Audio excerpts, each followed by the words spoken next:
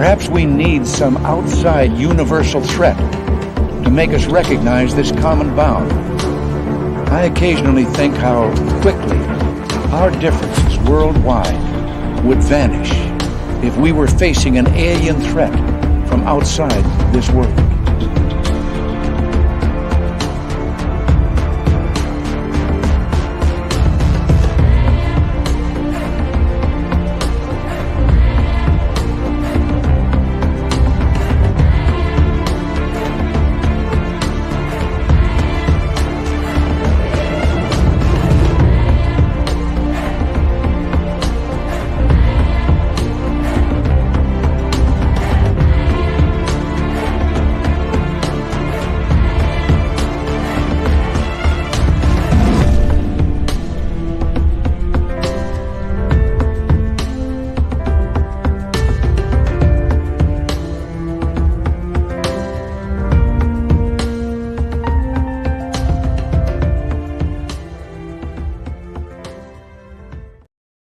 Good evening and welcome to Spaced Out Radio. Tonight is Hump Day and also Merle Day.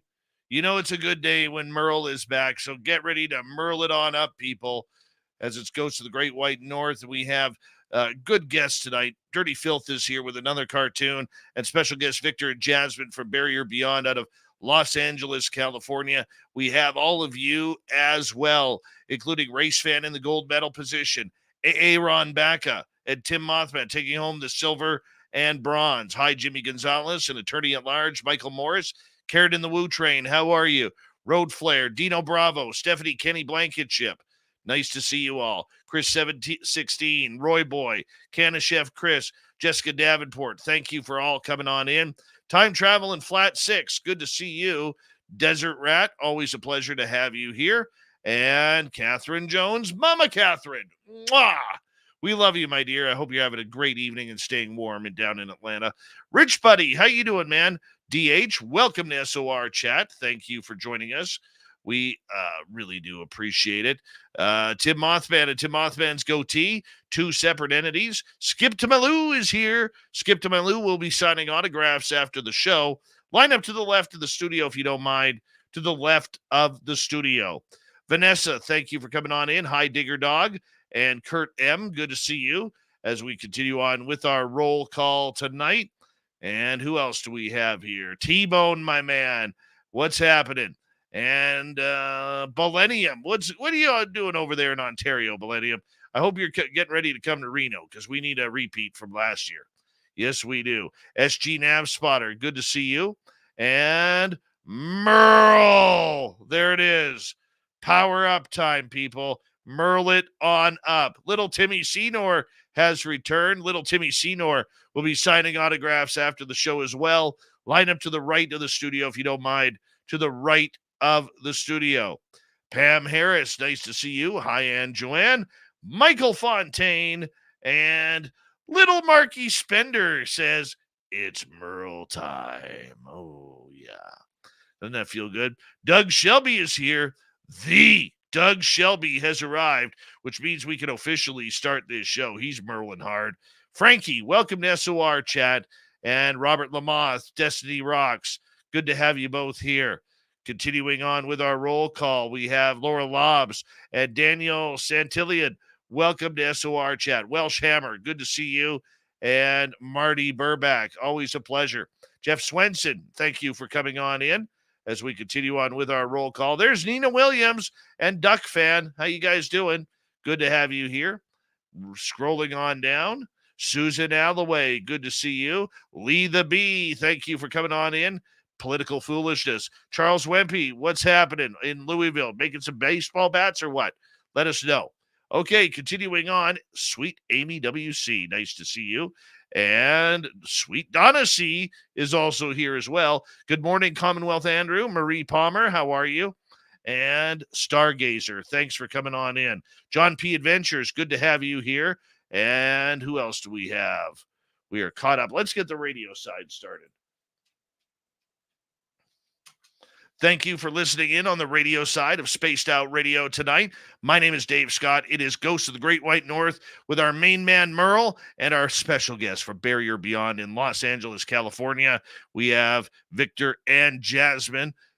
We are waiting. There he is, everybody. Bill WD-40 is currently lubing us up for tonight's show because you always want to go into a show nice and smooth. You don't want anything rigid or sharp or anything. You got to. That's why we got Bill WD-40 smoothing things out for us. All right, High Dirt Road, how you doing? Remember, the super chat is open. It's a wonderful way to support what we do on this show on a nightly basis, so we would greatly appreciate it.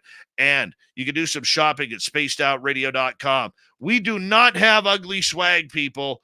No ugly swag. Not the kind of gear that you're going to wear to a garage sale or painting your walls. You're actually going to want to wear our stuff out in public. You won't be embarrassed by it. So go shopping at spacedoutradio.com today. Kaysen, how you doing, my man? Let's get this thing going. We're getting ready to go here in about 10 seconds time. I'm pumped up for tonight's show. I hope you are too, because we're going to get real ghostly into the adventures. Do me a favor. Throw those horns up. Let's rock.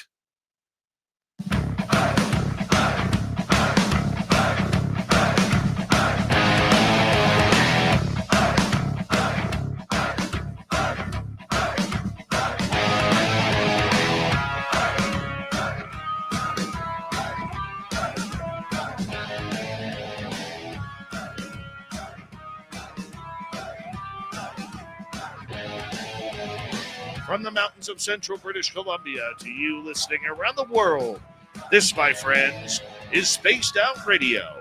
I am your host, Dave Scott, sitting in the captain's chair of SOR headquarters.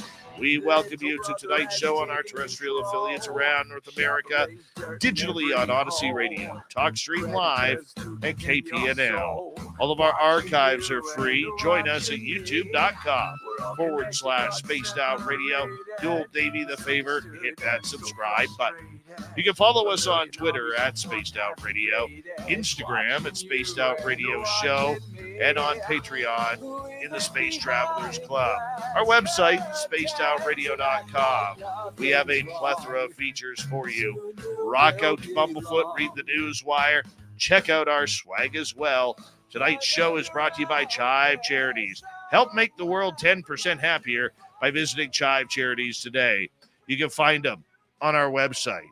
A power show of awesomeness tonight as we start off in the paranormal with Ghosts of the Great White North. Big Bad Merle is back for 2024. Then in hour number 3, Steve Stockton will join us with another spooky story from Among the Missing. Follow that up by the UFO report and our good friend Courtney Marcassani. Yes, for about the 6th year in a row now, we continue with Ghosts of the Great White North. That is where, at this time of each month, we bring in our main man, Merle, from the Paranormal Road Trippers based out of Vancouver, British Columbia, to make sure we talk a little paranormal each month. Yes, it is all about the ghosts, ghouls, and goblins, and we are very happy to wonder, is your house haunted? Is your place of business haunted? Is where you hang out, maybe at the baseball diamond or the football stadium, haunted? This is what we all want to know. As tonight we have special guests from Los Angeles, California. Their team is called Barrier Beyond. Jasmine and Victor are here to join us as well. Big Bad Merle, it's always a pleasure to have you here on Spaced Out Radio. Welcome to 2024, my man. Thanks, Dave. Always happy to be back on Spaced Out Radio. And I guess this is the first of the month with Barrier Beyond. Yeah. And guys, thanks for having us. Not a problem, Victor and Jasmine. Thank you. Merle, before we get going, we should actually promote our fan party here in May 10th through 12th in Reno, Nevada at the Silver Legacy Casino and Resort. But on the Friday night, they get the live radio show. On the Saturday, or the VIP party after the radio show. And then on the Saturday, you have arranged something pretty darn cool here, my friend, for all our fans who show up in Reno. What have you got for us, Merle? I got word today, actually, some confirmation that we're going to be doing a private, all-inclusive tour of haunted Virginia City. Really? Perhaps a little ghost hunting on the side. Well, I mean, maybe quickly tell the audience why this is important. This is important because, well, last year in Vegas we didn't do ghost stuff, but how are we going to top Vegas? But Virginia City, it's a, I'm sure our guests can attest to that. It's a mecca for paranormal teams to go investigate. The history there, the lawlessness, the ladies of the night, the everything like that. The old graveyard. Ghost Adventures got their start there with their first documentary in Goldfield, which is near. And the other this is going to be a treat. You know what I'm excited about doing and I'm going to go on that tour. Okay. But what I'm excited about is this. It's really the true start of the Gold Rush Trail. Mm. And the Gold Rush Trail continues straight north to literally where the Gold Rush Trail is, literally where I am in studio right now, about 3/4 of a mile behind me. And it continues straight up to Alaska. And I am pumped up to see the start. I'm in the middle, Merle, but I'm excited to see the start of it. So people can get more information at info@spacedoutradio.com, info@spacedoutradio.com. And we want, like I said, everyone is invited. All you listeners out there are invited to the fan party, May 10th through 12th in Reno, Nevada, at the Silver Legacy Casino and Resort. And we will get you information by going to info@spacedoutradio.com. We also have a Skywatch that'll be happening for UFOs with Melinda Leslie. And that's always been a big hit with our crews as well the first couple of years. So we're going to continue that as well. But Merle, thank you for your hard work in leading this investigation into Virginia City for our listeners who show up in Reno, man. No worries. And now you guys have investigated Virginia City, I'm correct? Yeah? Yeah, we have. Let's hear what it's like. Boots on the ground. How was it for you guys? What did you guys experience? We're at Virginia City. Yeah. We did a Mackey Mansion actually there. And that place was like the real haunted mansion for us. It was pretty scary, creepy. And that was the first time we actually captured something on camera, because in there it's known that if you take pictures, something will come up or you'll capture the maid. And they were all taking pictures walking around the house. And I was by myself in I think it was the living room area. And I was taking pictures, like selfies in the mirror. And I forgot totally about it. We didn't even check the pictures or anything till the next day. And I was going through the pictures. I was about to delete like most of them. And I look and I saw a black shadow behind me. And it looked like a woman kind of walking with each frame that I took. Damn. So to me, that was like one of the creepiest and coolest like things we've captured like on camera, like picture camera. Yeah. Wow. Did you guys investigate any other buildings while you were there? No, we drove around asking for other locations we can check out. We went to, what was that hospital we went to check out? Oh, we did like a tour of a hospital that's there. It's like a museum now. I think it's like 2 levels. But it was really cool. Yeah, but they didn't let us investigate there. We want to go back and do the Washoe Club. And what's the other one we want to do there? It's the Washoe Club and like another famous one that's like another saloon, I think. Yeah. Yeah, it's one of the saloons that's in that. Queen. Yeah. But we do plan to go back though, because it was a lot of fun being there and experiencing all that. Sweet. That is awesome. Victor and Jasmine, let's get you introduced to our audience here. You're from Barrier Beyond in Los Angeles, California. And Victor, we're going to start with you here. How did you get started in the paranormal? What intrigued you about becoming a ghost hunter? Well, when I was a little kid, my dad passed away. I was around 6 years old. And my curiosity pretty much grew after that, thinking, where did he go? Where did his spirit go? And as I got older, I got more curious on life after death. And I got really into going to abandoned places and places that are haunted, going to cemeteries and stuff like that. And when I got older, I bought myself a camera. I started going, I like hearing noises over here. But I started going and filming stuff. And that's when I brought Jasmine along with me to experience stuff. Because she was a skeptic at first. She didn't believe in any of it. She'd make fun of me and laugh about it. But I took her to this well-known haunted hospital that's close by to us. It's burned down now, unfortunately. But that was the place that turned her into a believer. Wow. Now, Jasmine, with you being the skeptic at first, what was your holy crap moment that kind of changed your tide? So I never believed that spirits could be around us. I was a skeptic. I was a skeptic because I had never experienced anything like growing up or nothing like that. My family does. They've experienced all kinds of stuff. But yeah, when Victor took me to this abandoned asylum, the thing that made me a believer was all of the noises and like whisperings that we heard, because it's completely abandoned, fenced up. And after that, I was like literally just in She was shock. craving for it more. I was in shock. There was like a moment where I felt like, well, there was a little child that was communicating with us, and it kind of made me feel like I needed to help this kid. And so even after that night, I kept telling Victor, like, I want to go back. I want to go back. Like something is telling me to go back. And after that, I was a believer. Sometimes it only takes one experience in order to get things going, Jasmine. And for you, switching coats from skeptic to believer, tell us about that incident. Tell us about what happened that made you change your tune. Because I had never experienced any of that before. After that, I kind of started to realize that, yeah, maybe the people that have passed on are here. Maybe they have messages to give us or something like that. When I was a child, I used to have dreams about people that had passed away, but I never correlated that with actually being awake and experiencing things. Do you know what I mean?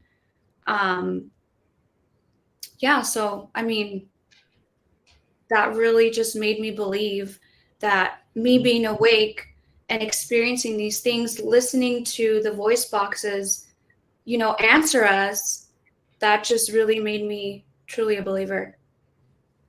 Did you have the same experience when you went back? Because I know you were just saying you craved to go back to the location that kind of changed how you felt. What happened when you went back? Because usually when I go back to a location the second or third time, sometimes the activity spikes, but other times it's like, dude, you're already here. We're done. We're done with you.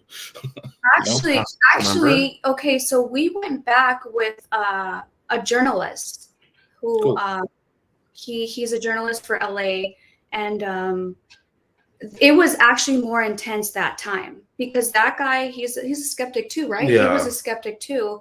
And the reason why I say that second time that we went back was crazy because when we went to a certain location of that area, something like, I don't know if it's happened to you, but something just came over me and I started experiencing what the spirit or entity was kind of feeling based on what we were getting on the spirit box. So I literally just got overcome with emotion, like just it was crazy.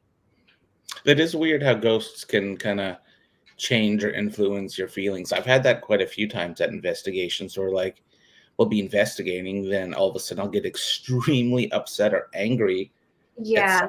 and not understand why, or really emotional feeling like in the next breath. And it's kind of like I've seen that like with Dave. Dave's come out on investigations with me before, and I've seen him get influenced by spirits to where like I've seen him tear up and things like that. And it's bizarre, and that's one of the reasons like I investigate is I want to know why this stuff happens. Like there's got to be more to it, and it usually hooks people. Once you get influenced, you kind of kiss the ring, so to speak, to investigate. Definitely. There's been some times where Victor has just been overcome with like angry. Like there's anger. been times where like I'm a chill guy, really chill guy, but there's been times where I get like really really angry, and in my mind I want to like choke her out. Oh goodness, Like that's not.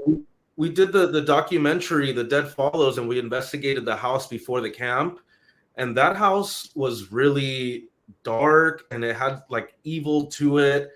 And as time passed, I felt like I was kind of, my mind was thinking something else. I felt like I was thinking somebody else's thoughts, if that makes sense. Totally And I does. was her, and I'm just, I don't know, I would look at her and I would just be pissed off. It was strange. I've never felt that way before, but it was crazy. So it all comes out now. No, I'm kidding. But, Right. But why you do know, think that? Oh, it sorry, does go. Len.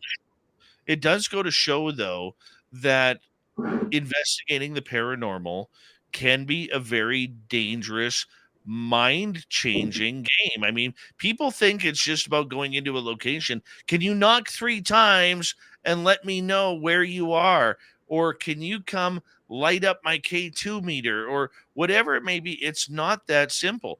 There are certain spirits in certain areas that don't want you there. And there is, I think it really, Victor, shows a real danger in what people are doing out there, and that you do have to be careful because it can change emotion. Merle and I, for instance, when we've been out, usually it ends up in some sort of argument or spat. I mean, nothing that we can't get over once we walk away from the location, but Yeah. I mean, we're so high charged on everything in different ways that the actual location affects us in different Yeah. ways. Yeah, I strongly believe that. Tell us about your documentary, like the Dead Follows. I know you said you went into this house. What was the history on this house, and why do you think it was dark? What was dark that was there? What did you find? So, okay, we have filmed at the Camp Follows before. We filmed, I think, like 2, maybe three times before. And my brother wanted to go see the camp. So we're like, okay, cool. Like, we'll go let him check it out. Broad daylight. We went during the day. And he didn't actually go into the camp. He just went with us. And he got the attachment. And for a couple of months he was like telling me things that was going on in his house, and that's where we came up with we have to do the documentary on the camp, because, well, on my brother's house, because it has to do with the camp. Mm-hmm. And he is actually not the first person to get the attachment from the camp. We had another friend of ours. She got an attachment, and it was really bad to the point where she wanted to stop investigating. She had to call a demonologist. It was really, really insane. Yeah, her husband was like being mimicked. She was having really bad dreams. Like, she was even telling us, like, off camera, like, you know what, I think this is the end. Like, it might come to the end of me investigating the paranormal. So every time we'd go there, it would just get darker and darker and crazier. And we're like, we got the opportunity to do a documentary. Let's do it on this. And then at the house, because the stuff her brother was telling us was just so insane. And then because he has a family, his little kids with them. So it was just like worse and, scarier. What do you think was causing it? Causing the paranormal activity at my brother's house? Or like the attachment, like from the camp? So from what the demonologist was saying, he was saying that the entity that's at the camp is so big and so powerful that entity doesn't have to physically leave and attach itself to people. It can literally just like send out little attachments, if that makes sense. Soldiers, yep. I guess. Yeah. They also said it was conjured up there, right? Yeah. He said that something was conjured up there and I guess made the camp its home, because the research we did on the camp, it was a actual friendly like place. A friendly Yeah. place. It was a big camp back in the day. Wow. I mean, when you guys go out on investigation, and how do you prepare for scenarios like that? Because at certain points, as we got about 4 minutes to go here before we go to break at the bottom of the hour, at certain points, you have to wonder, is this location worth it? I mean, we all want to take the chance. We all want to see what the ghosts are and feel the stories for ourselves. But how do you prepare for a location that that you're not going to be able to control? We don't. We actually don't prepare. We honestly will go into a location. We kind of already know what we want to ask. If we know history on the location, then we'll ask, questions that correlate to the history of the location. But like the camp, we kind of just went in there blindly, and yeah, we honestly, we don't prepare. So you're going in, and I'll be honest with you, I like that answer.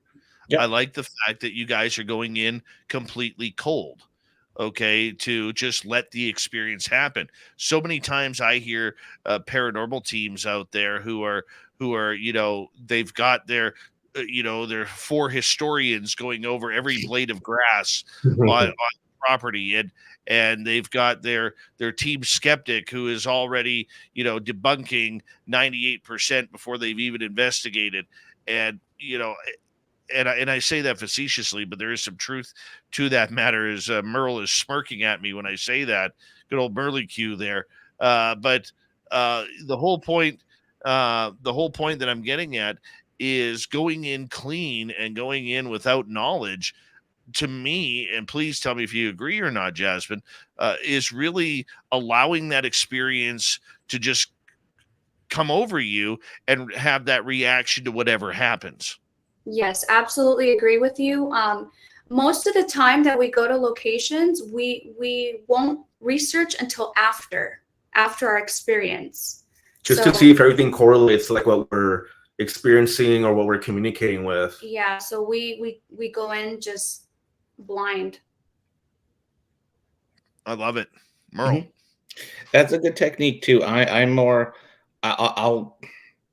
I'll do history, and because I want to know who I'm talking to. I want to use names. I like to call people out by their names. I'll ask for names too, but I like the idea of going into investigation kind of loose and not be extremely structured. It all depends, because like if you're shooting for a show, you have to have a bit of structure with a shot list and whatnot, because you got to get your shots at the end of the day. But going into an investigation with zero expectations, I think, is a good way to get raw evidence and raw emotion. Like Jasmine, you got some good shrieks in your videos I've seen, and you get a little scared too. But that looks good on camera with you both, because it's showing your raw emotion, and it shows like, we ain't staging this, we're experiencing this. You're experiencing versus embellishing, if you know what I mean, because there's like a lot of you. And that's why I like your guys' content. That's why I like come on the show, because you guys do have the raw experiences, and it takes a lot of fortitude to show it and be that vulnerable. Absolutely. Thank you. Thank you for that. So, yeah. We got about a minute to go here before we have to go to break. At the bottom of the hour, it's Ghosts of the Great White North hanging on out with us tonight. Going on these investigations, in a 40-second answer, Victor, how do you choose your locations? Is it your audience on YouTube that chooses them, or do you guys choose them yourselves? Actually, we come up with some sometimes, but actually the audiences are the ones that have been helping us out a lot on places to check out. And that's how we've been going with the investigations lately, huh? Just people telling us, go here, go there, check this place out. But recently, it's been really cool because we've been getting access to a lot of places recently. So now we've been getting reached out, and people are like, oh, come check this out, or come check out my place, or stuff like that. So that's been really cool lately. That's been happening for us. Nice. Jasmine and Victor from Barrier Beyond, you guys hold on. Merle, you sit tight, as we are going to go to break here at the bottom of the hour. It's Ghosts of the Great White North on Spaced Out Radio, hanging out with my main man, Merle, as we do once a month to talk all things paranormal. Spaced Out Radio continues from Los Angeles, California, Barrier Beyond. Our special guest tonight. We're having a great time. Let's keep it going on the mighty SOR.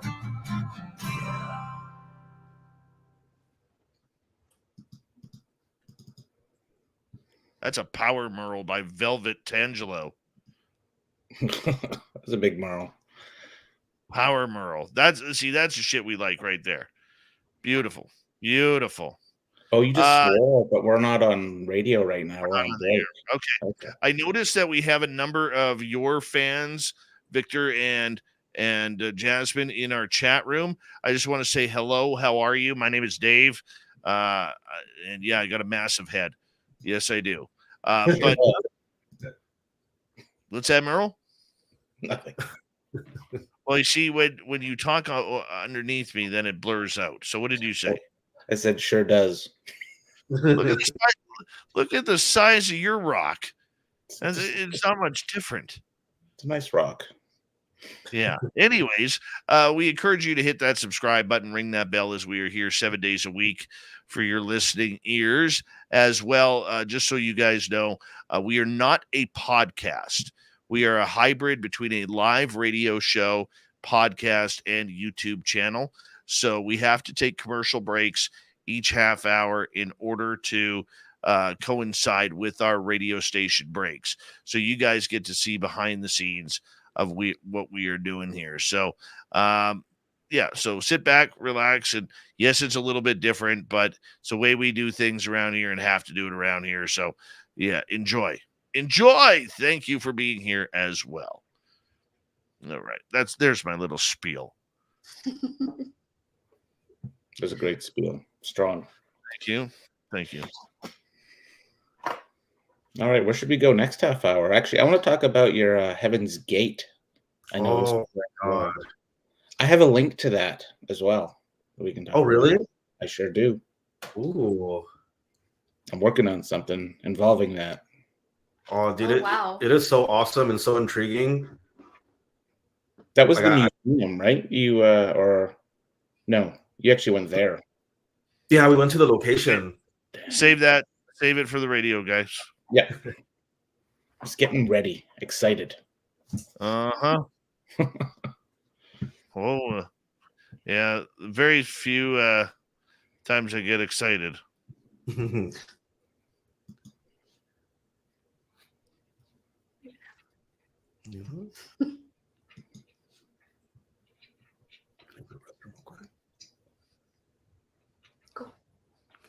I'm sorry if you guys heard a loud noise during the last half hour. My cat's automatic cat feeder went off, and it was extremely loud. It actually startled me. I didn't even. Okay. I didn't hear it. Okay, good. Al Gray on Twitch, how you doing, buddy? Good to see you. And thank you, Marty. Appreciate that, bud. You got a pretty solid beard and hair combination as well. I'm really I really want to see what he's drawing, but then I want to pay attention to you guys. Oh. Filth is the man, the myth, the legend. We love him. That's so cool. That's a good one. Oh, I love that. Filth, if you can hear me, you got some creepy stuff coming to you in the mail since I can't draw. You get creepy stuff.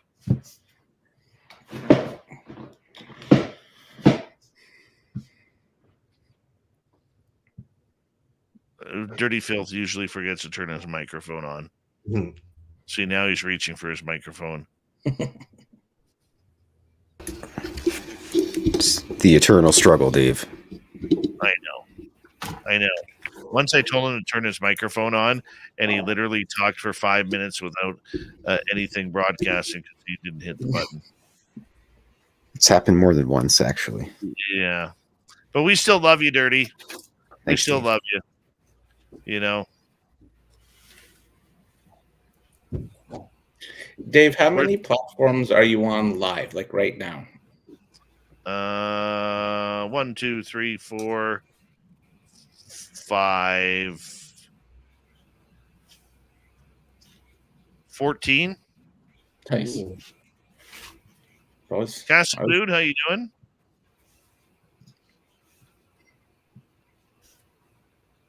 $15, $16, somewhere around there.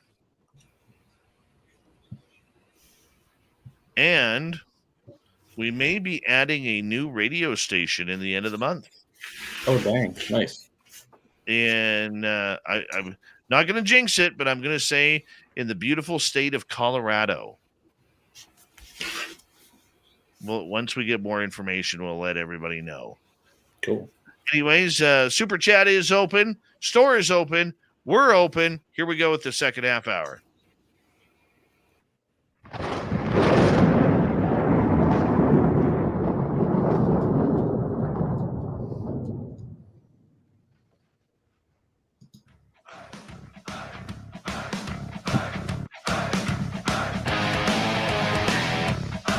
Second half hour, Spaced Out Radio is now underway.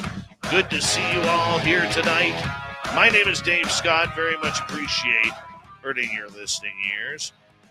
Want to remind you that if you've missed portions of this show or others, you can check out our free archives by going to youtube.com/Spaced Out Radio.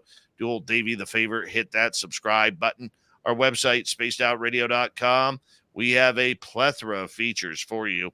Rock out to Bumblefoot, read the news wire, check out our swag as well. Follow us on Twitter at Spaced Out Radio, Instagram at Spaced Out Radio Show, and on Patreon in the Space Travelers Club. We are joined tonight by the main man we call Merle from Paranormal Road Trippers out of Vancouver, British Columbia, and it is time for Ghosts of the Great White North. Joining us from Barrier Beyond in Los Angeles, California, is Jasmine and Victor. They have a great YouTube channel under Barrier Beyond. You're going to want to hit subscribe and ring that bell on their channel as well as ours. Merle, take it away, my man. We were just talking off air about Heaven's Gate. You guys just did an investigation there. I too have a link to doing investigative stuff with Heaven's Gate. Tell us about your Victor. Tell us about the investigation. Well, I've been super intrigued with the whole story with Marshall Applewhite and the whole Heaven's Gate beliefs and everything. And I had told Jasmine, I'm like, you know what? This is so interesting. Why don't we go to the location outside the house and do like a small little ghost hunt outside in the car? Mm-hmm. And we got some pretty crazy direct responses. And we just can't wait for you guys to see it. Sweet. Do us a favor, just so our audience on the radio land and in podcast land may not know who Heaven's Gate is. Break it down for us, Victor. Well, Heaven's Gate was a cult that started in the 90s, and they felt that when they would leave their bodies, that they would call vehicles, they would get picked up by a UFO, and they would go to heaven. So they ended up committing suicide, thinking that they were going to do that, and it was like 39 members, right, that ended up taking their lives. Yeah, they were following I believe it was Marshall Applewhite.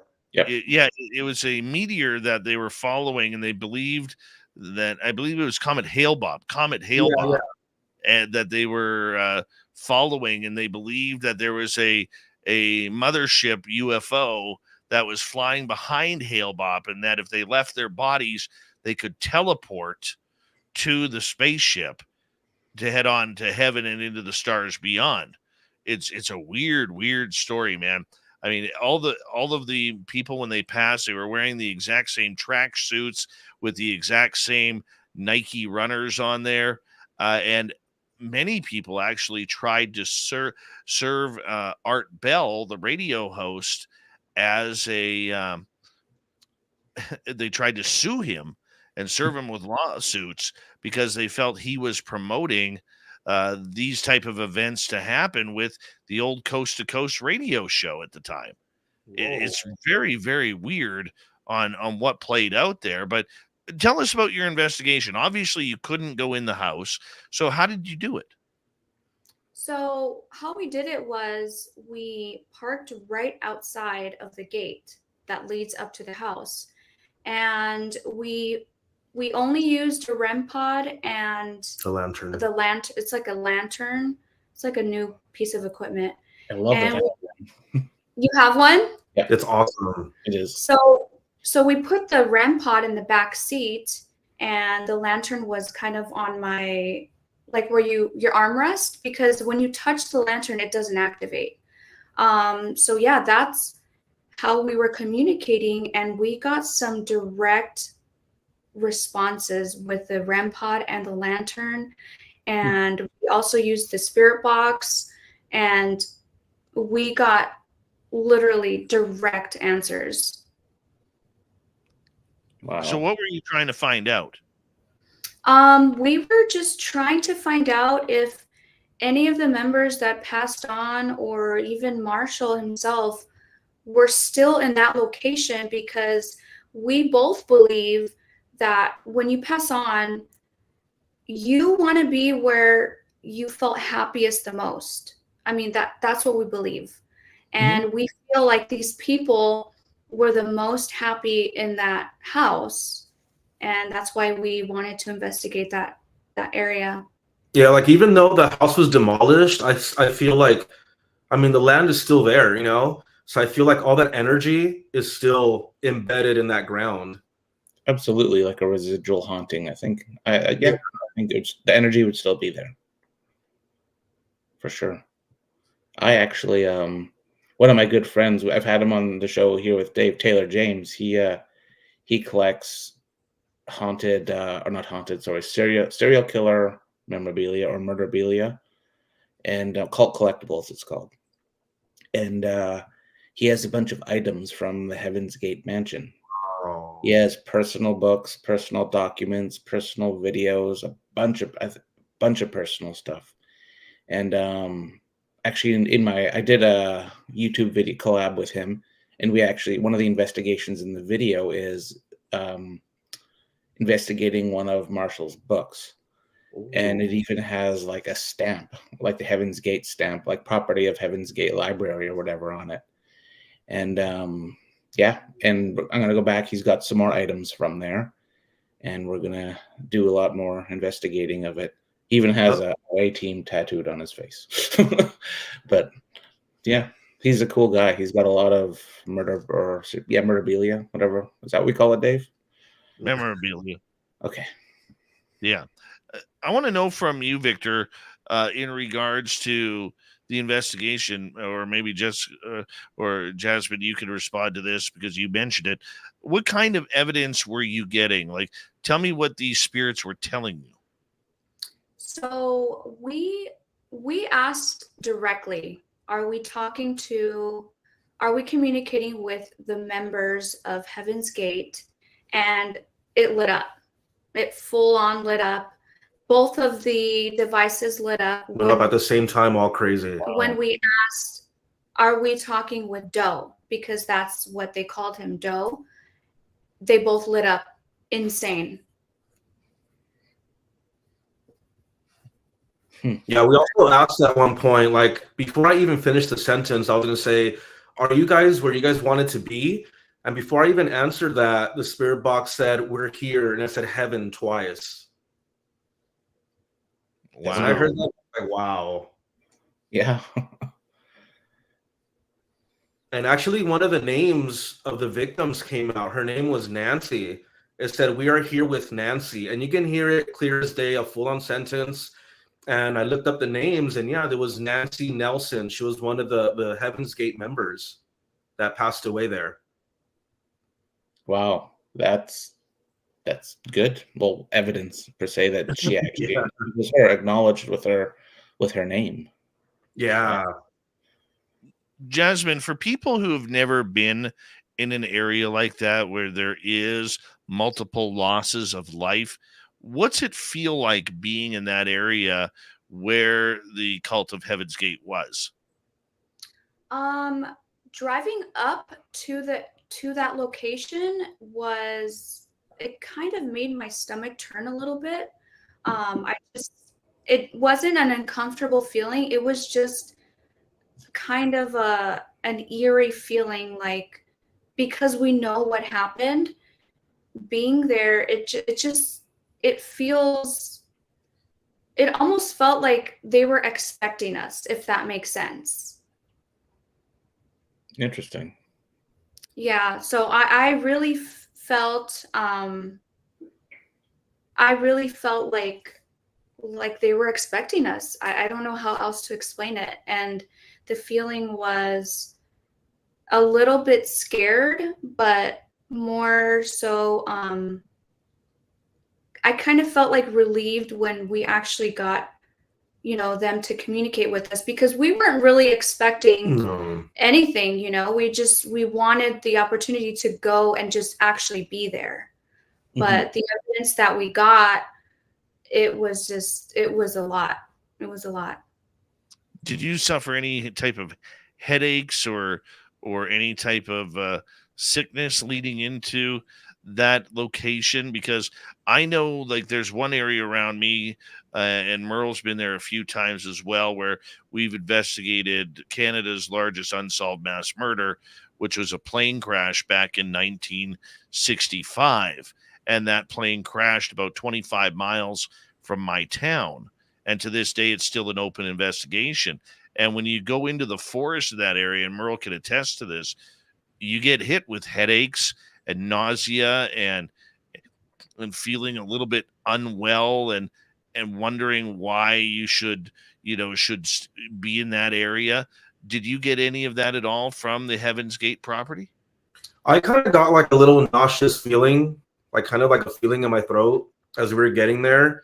And I don't know if it kind of had to do, because I know when they drank that vodka mixed with that poison, they had bags over their faces to suffocate themselves if they didn't die. I don't know if I was feeling that, but I was feeling something just really weird in my throat, like a nauseous, just kind of tight feeling. I didn't have any experiences like feeling sick or nothing like that. Interesting. Very interesting. I mean, it's something that you have to be able to be prepared for. Have you ever had locations where you've had nauseousness or sickness or headaches? I gotta say, Witch's Cabin, that one really affected me really, really bad. The witch that haunts that place did not like me at all. We investigated there, 3 times? I went there the first time. I could not sleep there because I felt like she was going to give me a heart attack. So I left. The second time, the girls investigated there. And even when I wasn't even there, the witch was calling out my name in the spirit box. And then they convinced me to go back the third time. And I was vomiting. We had a psychic with us at the time. And she said she saw me going downstairs where all the activity was happening downstairs. I did not go downstairs. So this witch was mimicking me. Wow. And fine. I got really, really affected bad in that cabin. Where is that cabin located? It's in Crestline. Crestline. Okay. And what's the history on it? That sounds like one that I'd want to be all over. Oh, you definitely got to check it out. So the history about this cabin is that back in the day, this woman, she wanted to buy that property, but she didn't have enough money. And I guess the person who bought it was a man, and she was just so angry and mad that she didn't get this place. She put a curse on the house. She put a curse, and that man actually died. He died from carbon monoxide poisoning. And every owner after that who was a male died, right? Yeah. They died. So she does not like men at all. Wow. I recommend it, Merle. Yeah. Yeah. Y'all bring me. I don't want to go alone. We'll send you the link because I want him to go back. A lot of people keep asking us. I think right now I read one of the comments, someone asking if I'd go back. I mean, I would love to go back just because to get more evidence, but that place is it affected me really bad. I'll fly with you. I love doing those type of investigations. Let's do it. Dave should come too. Yeah. Dave is not the biggest paranormal guy out there. He really I'm more of chasing aliens and cryptids than ghosts. That's for sure. That's why Merle and I work so well together, because when we're on a paranormal investigation, I can just say to him, "Hey, you lead the way. I'm just following up here and seeing what goes on." And then when Merle gets attacked, I kind of get to point the finger and laugh. That's usually the way it works. No, very true. But looking at Los Angeles, you guys have such a unique location of amazing history, amazing famous deaths, amazing oceanography where people have been lost in the ocean. I mean, you guys kind of have it all in that SoCal area. Have you ever investigated, or let me rephrase that. When you investigate or choose your locations, Jasmine, do you guys look for the fame, the famous people who have maybe wrongly passed away, whether it's of natural or abusive causes? You're asking if we what? I'm sorry. If you go after the famous cases, movie stars, athletes. Yeah. Oh, okay. No, I mean we kind of have a mixture. If it's a famous location, for instance, the Cecil Hotel, everybody knows about the Cecil. Everybody knows about Richard Ramirez. If it's something that is really big, we'll go and investigate there. But we also like to do, people's private homes. If they contact us like, hey, can you please help us out? We're not solely looking to go to a location that's famous or everybody, has been there or something like that. We just go where we both will agree, like, hey, let's go find out what's going on here, if that makes sense. Mm-hmm. And I think that's great. That's great. But a lot of people, when we talk Los Angeles and Hollywood and the surrounding areas, everybody wants to know, about the movie stars or the famous cases, like you just mentioned, the Cecil Hotel or other grandiose places of that nature. Why have you guys so far, and I'm not saying this insulting, it's just a question, why have you guys so far stayed away from the fame and the locations that everybody else has seemed to have done? Because the locations that you guys seem to be choosing are pretty obscure, which I think is actually better. I appreciate. Because everybody wants Waverly Hills, everybody wants Alcatraz or the Cecil Hotel. Everybody else is forgetting about these amazing locations that may be unique to that area, but hold an incredible story. Yeah, well, sometimes we don't even get the access to certain locations. Like we've tried doing like true crime episodes, and sometimes those don't go so well with people. People just want us to do paranormal stuff. Like we recently filmed with Scott on Tape, a really awesome guy. He's from Canada, and we collab with him, and we didn't know really what to do because he doesn't do ghost hunting. He just does a lot of pop culture and true crimes and goes to celebrity graves. And we're like, well, let's just tag along with him and see what we can do. We went to the Viper Room. We didn't get a chance to investigate it, but we kind of talked about River Phoenix's death that happened outside. And he gave us a tour of certain locations that involved dead celebrities. And we thought maybe a lot of people would be interested in that one. But I mean, I think people just want to see us investigate locations instead of just kind of storytelling and stuff like that. Well, and I think that's a real downfall of the paranormal, is because everybody does the same locations year after year after year. I mean, all you have to do is, one of my pet peeves that I've said on this show numerous times is you watch every paranormal television show. Where are they going? Gettysburg, You know, they're going to the Alamo. They're going to Alcatraz. They're going to Waverly Hills Sanitarium. They're going to Bobby McGee's on Route 66. I mean, or Bobby Mackey's, pardon me. I mean, I'm not saying those aren't great locations, but every show with the Yeah. same location. This is why I love what teams like you guys are doing, because you're looking for those areas that are untouched. You're looking for those amazing stories of ghosts that are just there waiting to tell their story. And to me, that's what paranormal investigation is all about, rather than this tourism thing that we have going on. Yeah.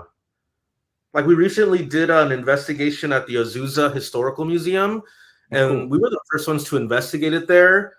And we got a lot of really cool, interesting stuff. And a lot of people were actually, thanking us, like, oh, thank you for doing, like how you guys were saying, not the typical famous locations that everybody else does. So people were actually thanking us that we were doing locations that have never been investigated before. And what did you find at that museum that was pretty incredible?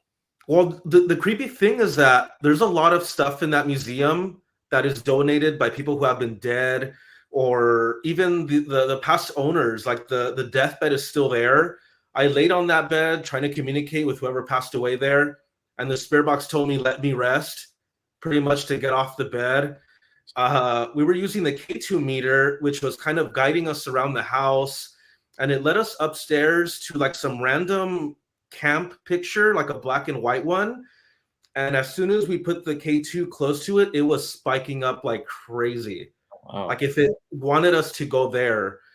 And we took it down to the owner. We're like, hey, the K2 led us here. We feel whatever, something's attached to this picture.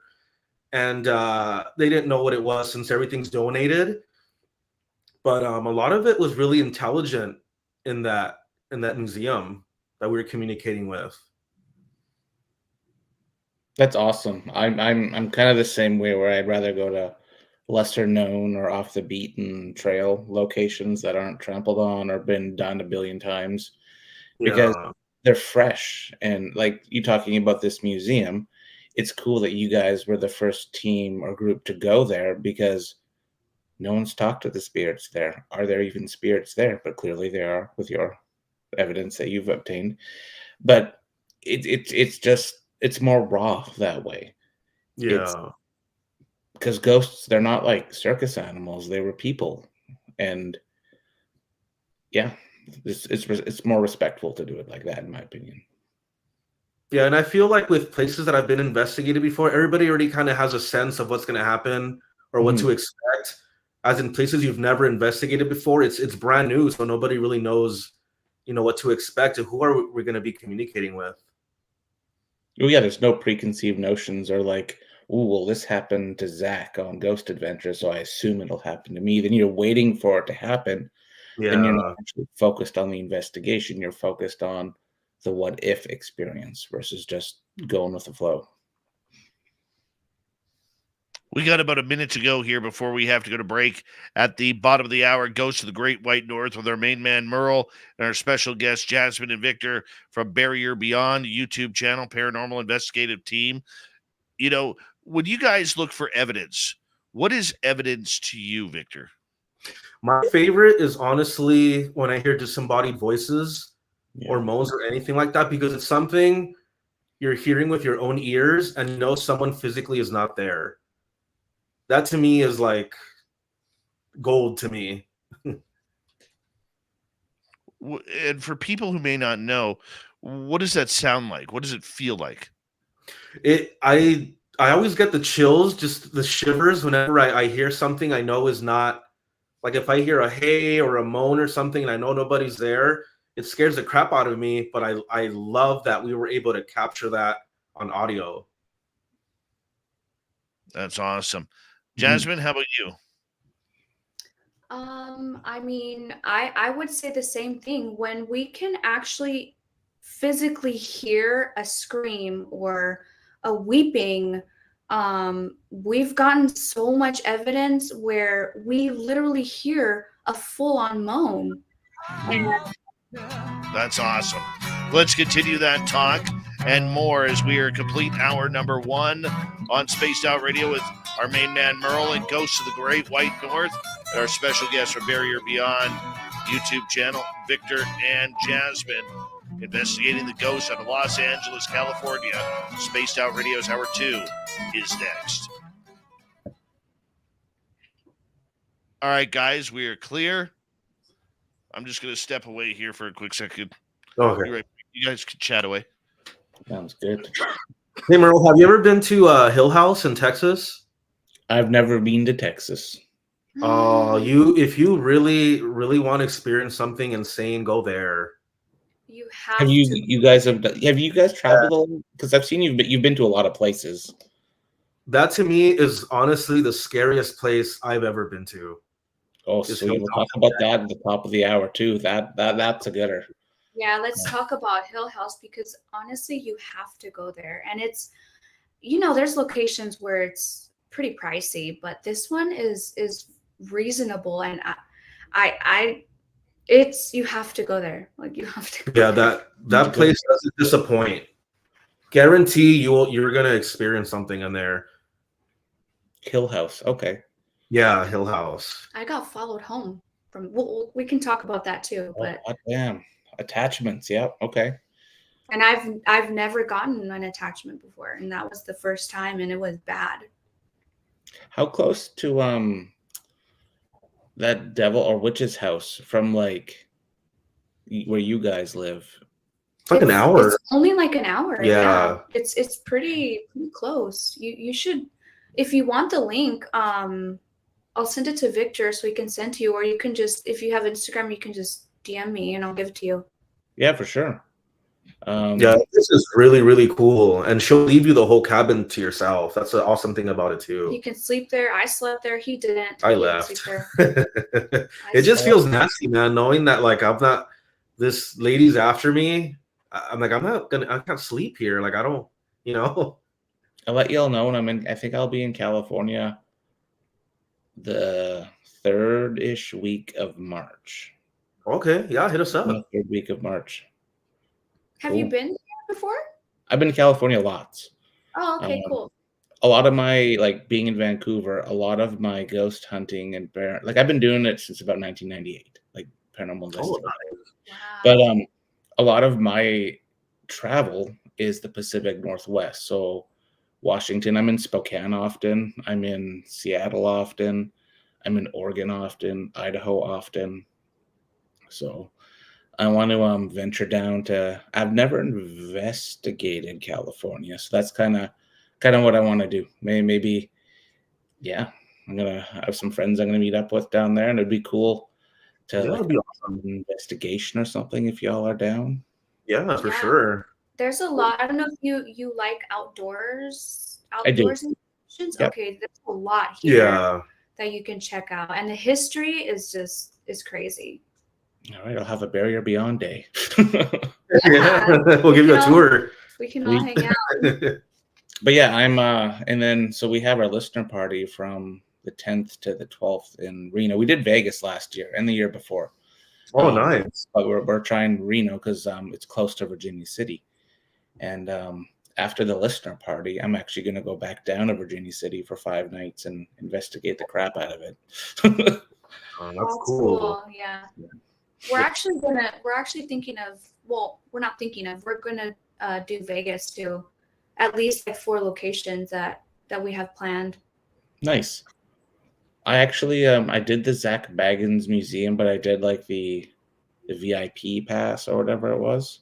Yeah. Oh, It's a pretty cool museum. Like it's pretty gimmicky, but hats off to him. The amount of stuff he has in there is amazing.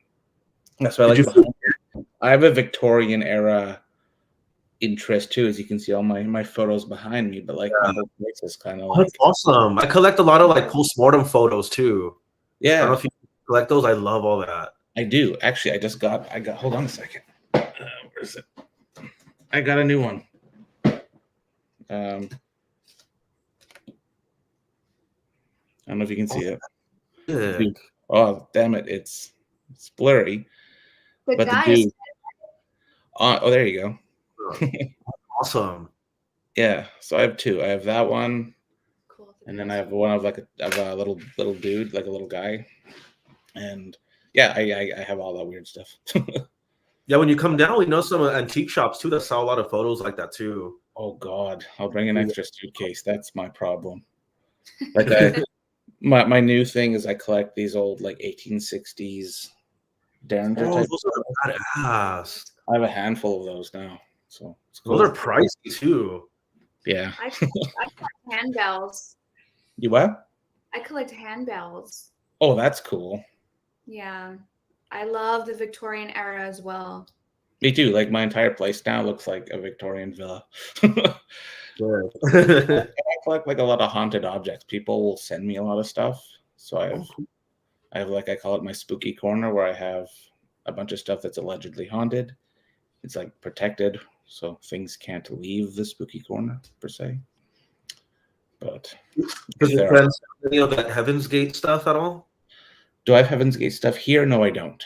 No. But my friend, he lives in Vancouver, and he has stuff from Ramirez. He's got stuff from Gacy. He's got stuff from Heaven's Gate. He's got stuff from Jonestown. Name a serial killer. Ed Gein. I know he doesn't have any Gein stuff. He has Dahmer stuff. Everything.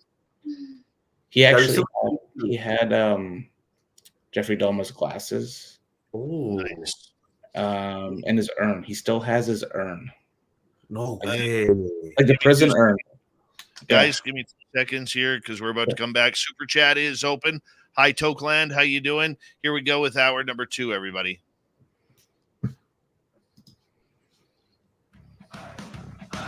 You're listening to Spaced Out Radio with Dave Scott.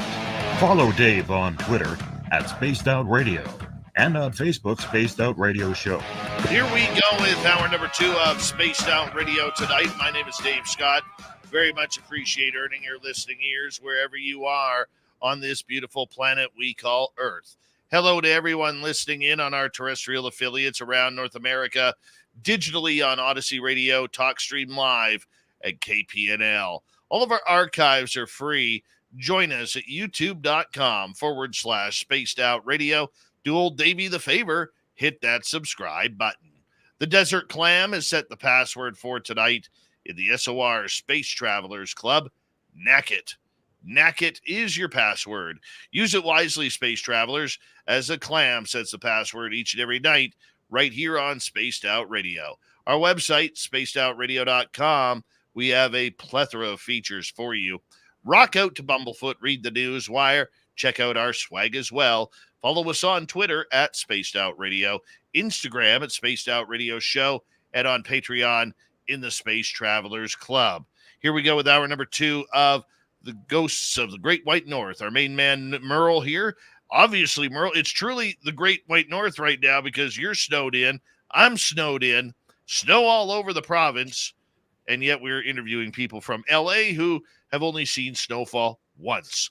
And that is Victor and Jasmine from the team Barrier Beyond. They have a great YouTube channel called Barrier Beyond. You want to go hit subscribe and ring that bell for them as well. Everyone, welcome back to hour number 2. Merle, take it away. Off air, Jasmine was and Victor. They were talking about a really haunted location where Jasmine got followed, Dave. It's the Hill House in Texas. Let's hear about it. So the Hill House, that's the name of it. It's this creepy old looking house. How did we hear about it? Someone actually, I think, recommended us to go check it out. We didn't know much about it, and then we looked it up, and then we saw a video of this lady getting dragged out of bed, and then people were getting scratched. Like, this place just sounded malevolent as hell, and we're like, dude, let's go check it out. Yeah, so the owners, they have like 36 cameras all around the house. They do tours during the day for people, and you can do overnight at the location. I honestly, I don't know anybody that has actually slept there. So we investigated it, and then we went back. So the second time we went back to the location, it was more amped up, if if you know what I mean. And it was more like evil. It attacked. It attacked me, and we had taken two of our friends, a female and a male, and it attacked mostly me. Like, it was targeting me, and I had never been attacked. I had never gotten an attachment, never been followed home. And when we got back home, okay, pause. Before that, I actually slept in the house. He didn't. I never sleep anywhere, but yeah, because when we were filming at the time, the first time was insane. Second time was insane too. But we had my friend with me, which was a guy, and she had a girl with her, and we went by ourselves, the two dudes. Nothing was really happening to us. It was only mainly like focused on the girls. So we kept sending the girls up there, and we were getting noises like talking back about disembodied voices. We would hear this one that would go like with the whole tongue thing, like a voodoo, like it sounded nasty. I can't even explain the sound of it, but this thing just sounded demonic. Yeah. Now, what is or was the Hill House? Okay, so it's just like a collection of like haunted objects, right? Yeah. People have committed, you know, it used to be like a brothel back in the day. People have unalived themselves after being in that house. Wow. The owners have been pushed down the stairs. Yeah, the owners do not sleep in that house. They have a camper in the back that they sleep in. But like, if you're gonna investigate there or do a tour, they'll gladly go and show you, but they will not go upstairs and they will not sleep in the house. Yeah, so there has been like multiple deaths inside that location. Outside of the location is. Can we say that? Yeah, let's say. Outside of the location, there's actually like a graveyard. Oh, wow. So Wow. I honestly feel like that house should not have been built, and maybe that's why all these entities and spirits are just. Yeah, because they have a lot of proof of like even aliens. They have pictures of aliens. They have a full-bodied apparition of a woman walking around the house in a white gown. And the thing to like back that up is other people that have gone there have taken pictures and they've captured this woman in the white gown. Now, Desmond, back to your story. So, about you having an attachment. Okay, so I slept there.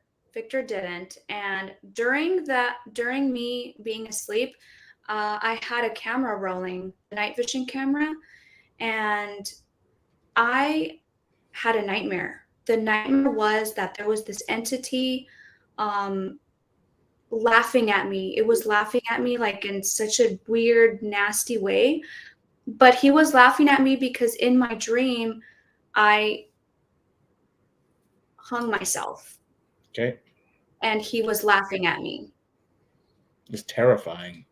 Yeah, so during the footage that we captured while I was sleeping, you can hear clear as day footsteps, like walking around the bed, standing in front of me, and you can see me react in my sleep to that entity there. I think voices too, no, were captured. Yeah, we got a lot of voices too while I was sleeping. And after that, I went home. A week later, I started getting the same type of nightmares with this entity. And I had just moved into a new house. Stuff was happening in my house. Like,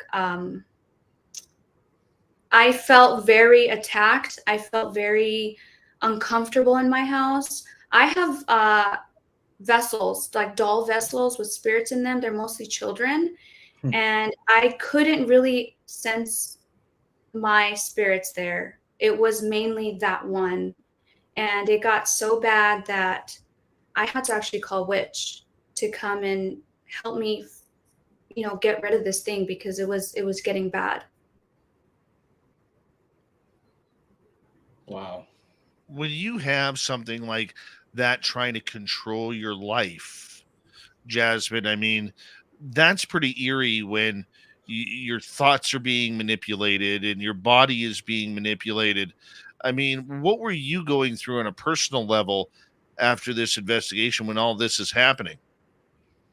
I didn't sleep in my house for a couple of weeks because when I was here, I would hear just the stomping around in my house. It was just, I couldn't really sleep, to be honest. It was keeping me awake. The door slammed. Every time I would go to wash dishes, I could feel this thing watching me from my banister, my stairs. And I just felt I felt like I shouldn't be in my own house. Wow. I actually had that feeling similar, that I shouldn't be where I am. You see the Victorian photo, right?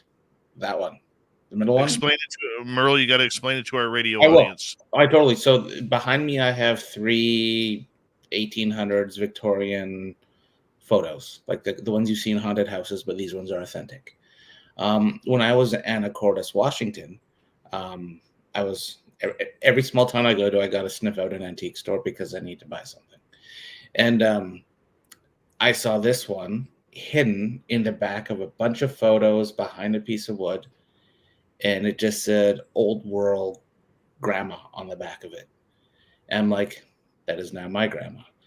And I pick it up and bring it down to buy it. And the guy, he just looks at me and he's like, "You want that?" I'm like, "Yeah."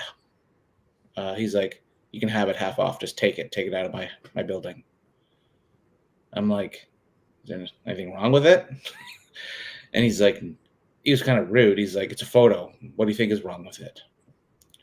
And then when I got it home, I kind of got depressed. I pushed people out of my living space, and I felt like it was, I'm looking at it while talking to you, and it creeps me out because I'm alone in here. And just to have no one around, because like this is now babushka or grandma's house. So I smudged it. I had somebody clear it, and there was a very sad possessive spirit in it. Wow. And yeah, even looking at it now, I'm like, you better still be gone. But like, yeah, it's crazy how like we were talking earlier, how things can alter how you feel. And I was also having vivid dreams too when I bought this. It was, and when we bought it, the car wouldn't start. And then when it started, everything reset, the radio, everything. And then the GPS stopped working. And then when I took the photo or the portrait out of the car, everything worked. Bizarre. Damn. Yeah. But like, it's crazy how things can follow you home. And talking about this Hill House and how powerful it has influenced other people, like you're saying, and yourself, where you had to call somebody in, just like me, to get rid of the energy. It's like you appreciate and respect the energy, but it can't be doing things like that to you. Yeah, exactly. I had to call in a witch, an actual witch, who has helped us before. He came in. He was like, "This thing wants to stick to you, like it wants to be here, but it's not powerful enough." So yeah, we cleansed my whole entire house. He did a ritual on me. He cleansed me.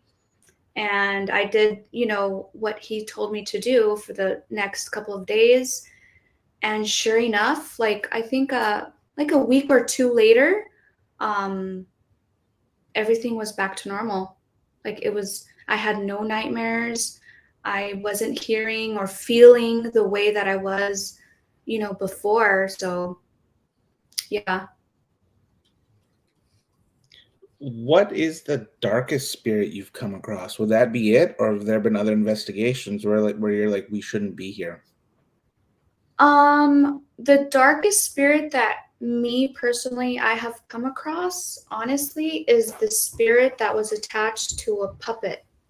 that I have. That was the darkest, I feel, for me, because he would come to me in my sleep, and he the story with this puppet is so crazy. We made an episode out of it, remember? Yeah. He was obsessed with me, the puppet. And when I got the puppet from a garage sale, it was just a random, garage sale. I picked up this puppet, and I kept him in my trunk because he looks kind of odd. So I was like, oh, I don't want to bring him home just yet. So I kept him in my trunk of my car. And ever since I had him in the trunk, he was giving me the worst nightmares I ever had. And I had to call the witch. We bound the puppet. We kind of came into an agreement with the spirit that was attached, where I agreed, okay, you can be in my house, but you're going to stay in this doll. And we bound the doll, and everything was good. Everything's still good. Yeah, everything's good. Nothing you? creepy about that one. Nothing No. creepy about that one. How about you, Victor? What's your darkest reaction? I think the darkest one would have to be at the camp. The Camp Follows. That's the place where I felt it was many, many times. I'm like, let's get out of here. But yeah, that's to me is the scariest one. It's the fact that it threw the camera on us. That's extreme. What do you mean Have it you threw guys- the camera? It threw a camera at you, or turned a camera onto We you? were taking out equipment to set up so we can put night vision cameras around, because we kept hearing footsteps around the whole area where we were at. So we took one camera out and we were talking, and the camera full on just twisted and got thrown off where it was at. And it's on camera. Wow. After that, we haven't gone back at all. No. I think, though, that when you get into these scary situations, that there is a reason why the spirit has chosen you, and I'm going to use this word very frivolously, to attack you. You know what I'm saying? Like it's not normal for that to happen at a location. Yet for some reason, sometimes these spirits just seem to almost be bullies at times. Mhm. That they know somehow how they can get to your innermost fears and everything that goes along with it.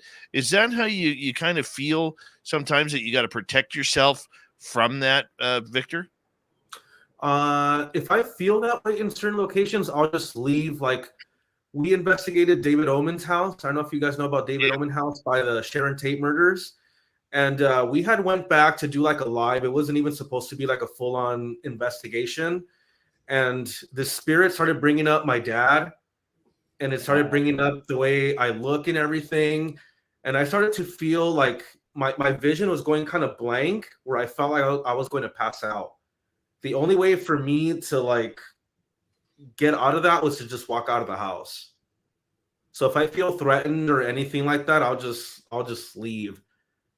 But that was, I think, one of the craziest ones at David Omen's house, where I felt like I was being like attacked, like in a personal level. And the people we were with, nobody knew about my dad or nothing like that. So the fact that this spirit was bringing that up, it was just, I never experienced anything like that. No, that's yeah. Huh. That's pretty cool. Yeah. What is a dream location for investigating for you guys? For me, I would love, there's two. I would love to go to the suicide forest in Japan. Mhm. I really want us to be there, pretty much sleep there if we can. Yeah, I think for me would be the same thing. Yeah. I can tell you my dream, if we were in North America, And I don't know, I'm sure it's been done quietly. I would love to investigate Disneyland. That would be awesome. There would be so much going on there. And I'm sure you'd get the happiest of ghosts, because I'm the type of guy where, like, I love amusement park rides. I love Disneyland. And I wish I could afford to go there at least twice a year, because the kid at heart in me would totally appreciate that, but the point that I'm getting at is, you imagine what is walking around Disneyland that we have no clue about. And the sad part about it is, if they caught you doing the investigation, you'd be banned for life from there, which is kind of sad. But my goodness, I would love to investigate Disneyland. That would be interesting, for sure. That would be awesome. How about you, Merle? Oh, it changes. You're a Waverly Hills kind of guy. I wouldn't say no to it. I would like to do the Sally House or the Axe Murder House, but I would want to do it in a controlled environment where I'm A, alone, or B, with just one other person, just to get rid of all of the contamination and all of the hype. And I'd want to stay there for like a weekend just don't leave the house, bring food, skip the dishes or whatever, but just immerse yourself in the energy of the house and see what actually happens versus a 2-hour scheduled investigation. I think that would be beneficial for those type of locations where you're not just in and out hoping for an EVP. The Glen Tavern Inn, I assume you guys have done that place. Yeah, that place is on another level too. That one actually was the first time we ever got something being like tossed, like on film. We got the curtain that just flew like open on us, and we freaked the hell out, because we were still kind of new, right? Like kind of filming at the time, and we were about to end the night, and we were trying to just communicate with the lady who was decapitated there, and out of nowhere the curtain just flies open. Wow. And you guys have done the Conjuring House too, haven't you? Yeah, we have. Tell us about that one. That's an amusement park haunt. However, that is a haunt that I want to do really bad. Dave and I are actually really good friends with Andrea Perrin, and we've had her on the show a few times and chatted to her at length about the house and what she went through on a personal level there. That place is really, really interesting. As soon as you walk in there, it just feels like you're not alone.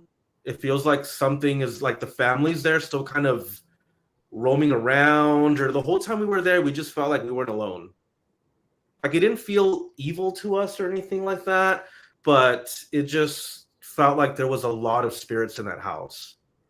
A lot of noises. Like when we slept there, the whole entire time, it felt like I can hear somebody walking around my room the whole time. Damn. I couldn't sleep. I pretty much saw the sun come up. But I had a good time at the Conjuring House. Yeah, that's a bucket list place for me too. Now, how much of it was hype and how much of it was actual ghosts when you were there? That's the question. I've never asked anyone about it. Well, it honestly took a while for things to kind of stir up. Things didn't happen kind of right off the bat. Like when we were doing the tour, we were hearing footsteps up on top. Wow. And things weren't happening. I mean, of course, the movie was, all Hollywood out and stuff.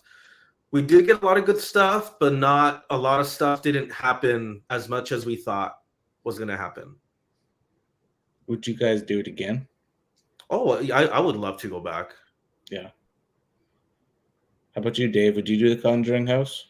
I would do the Conjuring House, yes. Yeah, I would do that, because normally I probably wouldn't.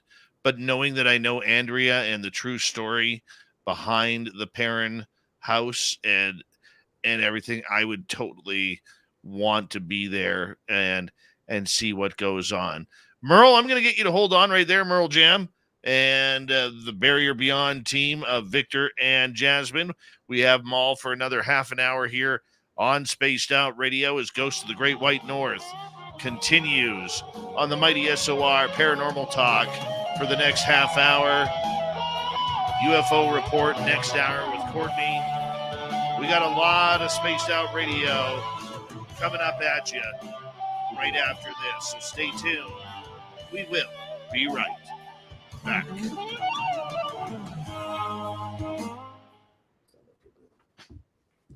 You guys having fun yet?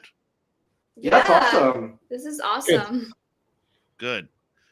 Hey, what do you think of Merle Jam? That's brand new, buddy. I haven't heard that one yet. That's a good one. It's a good one. Well played, Dave. You're welcome. Oh, okay. So you changed. I thought his name was actually Merle Jam? no, the one before. Merle Necklace? I thought that was. That would be a horrible name. I saw your name. I was like, oh, that's kind of a cool last name. Dave, technically, Andrea said she'd come with us if we gave her enough time. Oh, I bet she would. I bet she 100%. would. She'll be back on here with us 2024. Oh, nice. Yeah. Yeah, the house is really cool. Pardon? The house is really, really cool. But you know how we talk about like ghost hunting and really being patient and stuff like that? Mm-hmm. That house really took time for stuff to start happening. It was still awesome though. How many was in your group when you did it? It was just us two. Oh, Jesus. Yeah. Oh, aren't you guys? People that are surprised. They're like, oh, how many more are coming? It was just us two. She's like, whoa. Damn, that's you couldn't ask for a better.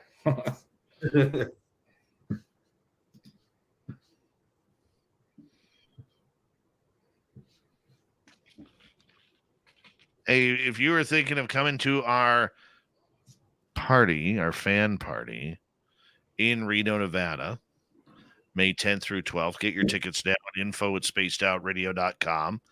info@spacedoutradio.com. May 10th through 12th at Silver Legacy Casino and Resort. We've confirmed another guest. Confirmed. It's a good one. Very good one. Let's hear it. From the 2004 USS Nimitz incident. Oh, no. The man who actually saw on radar and called in the F-18s on the Tic Tacs, Kevin Day, is going to be in Reno hanging out with us for the fan party. Whoa! Wait, you're talking about the documentary, right? Where the man saw the little lights and stuff. He was running the radar during the 2004 incident when all of a sudden he picked up the strange Tic Tacs in flying around. I think they have that a documentary on Tubi that TMZ did on that stuff right now. Yeah. Mm-hmm. Yeah. And so Awesome. so David S. Finally, we get a super chat tonight. Holy cow, we had to wait a while for our first one. David S., thank you for breaking the chain, my friend, as they say. Yes. So here's a list of our celebrities who are coming so far to the Reno event to hang out with you guys, the listeners. They're all paying their own way. We're not paying their way. They're paying their own way. We got Merle. So tip your cap, Merle. All right. We have little Timmy Senor. We have Melinda Leslie. We have Lorian Fenton, Geraldine Orozco. We have Carter Bouchard, Bigfoot guy, coming. We have Jim Goodall, who wants to bring Michael Schratt. Kevin Day is coming. Science Bob and Lala Bright are going to be there. Dirty Filth is going to be there with our favorite cat, Blob. Show us Blob, man. Come on, bring out the Blobbert. There's Blob. Mm-hmm. So cute. Yes, Blobbert, our resident cat of Spaced Out Radio. Who else is coming? I believe that Becky Vickers is going to be joining us. Okay, she is the one who researches the Goat Man in Texas. Who else is coming? Let me think here. Let me go through my list because I put out a list today. We're hoping that Nicole Sakic can make it. We are hoping that maybe I know Courtney Marcassani is going to be there. Our entire Spaced Out Radio team is going to be there. Let's see who else is potentially coming. Let me go here. Brian Bowden is planning on being there. Jessica Jones is going to be there. Katie Page is going to be there. Maybe Dr. Michael Masters. Here we go, everyone. Next half hour.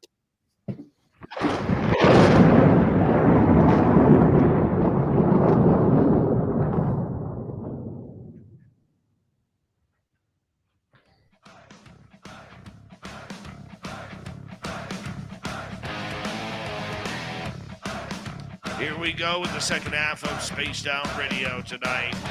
Good to have you with us. My name is Dave Scott. Very much appreciate earning your listening ears. Reminder to all of you that if you've missed portions of this show or others, you can check out our free archives by going to youtube.com/Spaced Out Radio. Do me the favor, hit that subscribe button. Our website, spacedoutradio.com. We have a plethora of features for you. Rock out to Bumblefoot, read the news wire, check out our swag as well. Follow us on Twitter at Spaced Out Radio, Instagram at Spaced Out Radio Show, and on Patreon in the Space Travelers Club. Here we go with our main man, Merle, hanging out for the final segment of Ghosts of the Great White North with Barrier Beyond out of Los Angeles, California, the team of Victor and Jasmine. Welcome back, everybody. Thank you, Dave. You're very welcome. There we go. Very welcome. Where are we going this half hour, Merle? Barrier Beyond, where would you like to go? Let's talk about haunted objects, because earlier when I was looking at all your clowns back there, I asked if those were haunted objects, but Jasmine, you said that you have another room for those. Yeah, so I have haunted objects that are mainly dolls. I have 5 males and 3 females. They all have a history about them, and yeah, I just have mainly haunted dolls. I have 3 haunted dolls as well. One that I have of interest is it's a doll from the 1800s France, and it's known as I have the documents from the family that if a single female owns it, it's a spinster doll. They don't get married or have a boyfriend or anything like that, and they become overly attached to the doll, and they will put it in a chair. They will interact with it. I have it in my possession now. I'm not a female. Wow. But it's really odd because it's like a boudoir doll, they call it, I guess. And I swear to God, man, its facial expressions change. Like it looks annoyed at you. It kind of looks like it's watching you. It smirks. It's scary. I don't have it displayed because it creeps me out. But yeah, I love haunted objects. I've been collecting them for years now, and I think they're the real deal because I've brought items home where people are just like, get rid of it, get it out of my house, and I'll be like, that's not haunted. Come on. And I'll hear growls coming from my living room while I'm in bed. I'm like, oh damn. And they need a place where people understand them.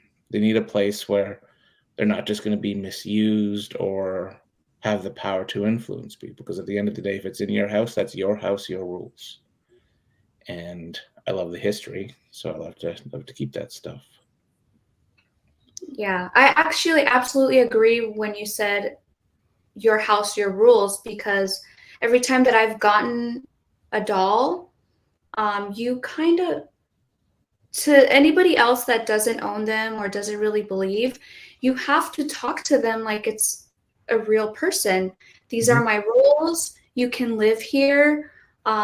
You can stay in the house. You can do whatever you want, but don't, set your boundaries, set your rules. I think one of the most active items I have right now, as I look at it, is it's a Ouija board from 1954, and that was hastily given to me from someone saying, "Get this, the word I can't say out of my house." It's caused nothing but grief, and apparently you would hear voices coming from it, and I haven't heard anything. I don't open the box, but it's in there. And my K2, the lantern we were talking about earlier, the EMF lantern, lights up when you put it around the board as well. So it clearly does have energy.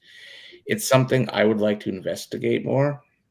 But with a lot of my haunted objects, I'm kind of I'm friends with a handful of teams in the Vancouver area. So what I like to do is pass the objects around and have these teams independently investigate them to try to get a baseline of how haunted they are, or are they even haunted? And then I document it. And I think that's a cool thing to do, because then I don't know if you can use the word certified haunted, but you can get a feel of what's the intent of the object, or what's behind the object. So Yeah, it's actually really cool. what's your Dave, you're gonna say I'm something. still trying to figure out why any of you would want haunted objects in your house. I mean, that's just, I'm just gonna say that's just silly. It's silly. Okay. Well, I mean, I can answer why I have my dolls. I feel like the reason why I have these dolls is because I'm naturally a nurturing person, and most of the dolls I have, the people who I've gotten them from say that they've been returned. And so I feel like I want to take them in and I want to accept them so they can, be at peace and have somewhere to be where somebody's not going to just do silly stuff. You know what I mean? Like, Just how about bronze? oh yeah. So I had this bear. It was actually called a diabolical demonic bear. Found it online. It took me about 2 weeks to actually, get the bear, but this bear kept getting sent back to the owner because it was causing like all kinds of crazy stuff. Like, it was hurting people, it was making people get nosebleeds, and I felt sad for this bear. And so when I took the bear, in the pictures it didn't have anything on him, but when I received it, he had a bind, a twine bind, and it was the shape of a pentagram. And the lady told me this is to bind the bear so he doesn't cause any harm. And I had the bear for a while, a long time, and my curiosity just kicked in, and I told him, let's take the bind off. I want to cut it off. And we did an investigation. I took the bear to that location. It was an abandoned church. It was an abandoned church. I took the bear, I cut the cord, and after that, I actually told him, hey, take the bear to your house. Yeah, she left it with me after everything that had happened. Yeah, so he had the bear for like a month, and I got the bear back. I put him in his spot where I had him in my house, and 2 months later, it was time for me to move from that house. And I hadn't really paid attention to the bear. And when I actually thought, oh, let me gather all my things, the bear was gone. It literally, and I cannot make this up, he disappeared. The bear is gone. wow, like vanished? It vanished. I thought I was going crazy. I moved from that house, so I was looking through everything and all of my belongings. He was gone, just gone. Why didn't you reach out to the lady too, asking her like if it's happened before? I reached out to the lady and I told her, hey, this is going to sound crazy, but the bear is just gone. It's gone. And she kind of didn't really, she kind of just said, if he wants to come back to you, he will come back. And that's it. Dang. Did you learn any history on the bear, where it came from or originated from? She didn't really tell me too much about the bear or if there was a human attachment to it, but I don't think it was a human attachment. And the bear, if you go on my Instagram, I have a picture of the bear. It just looks so malevolent. And it's big. Like it was a bear that was inside like a huge bucket. So for it to kind of just disappear was really strange. That's creepy, man. The bear and the bucket are gone. It's been like 2 years, right? Or 3 years since we investigated there too. Damn. It's crazy that the amount of power something can have as well, or in influence like that. Oh, for sure. For sure. I can't explain it. I wish somebody could explain it to me. I know I sound crazy. A lot of people probably don't believe me, but It happened. We get you. How do you try, Jasmine? Let me ask you this, because just hearing your voice talk about that, you could hear it shuddering a little bit. You know, obviously this particular story has affected you. How do you maintain your emotions through things like that? Because for a lot of people, it could cause them to break down. So when I talk about the bear, I feel really strong about it, and I, in a sense, I really miss having that bear because I feel like I'm the only person that actually kept this bear. You know, I gave him a home. I welcomed it to my house, and the fact that I just cannot explain where it went, it makes me sad in a way. I know that sounds crazy, but it just makes me sad that it's gone. Mm. Did you ever try calling it back? No, actually, no, I haven't. To see, like just out of curiosity, if it would show up. That's a good idea because I've never tried calling it back, actually. And how long has it been? I think it's 2 years. Oh yeah, I'd be calling that stuff in.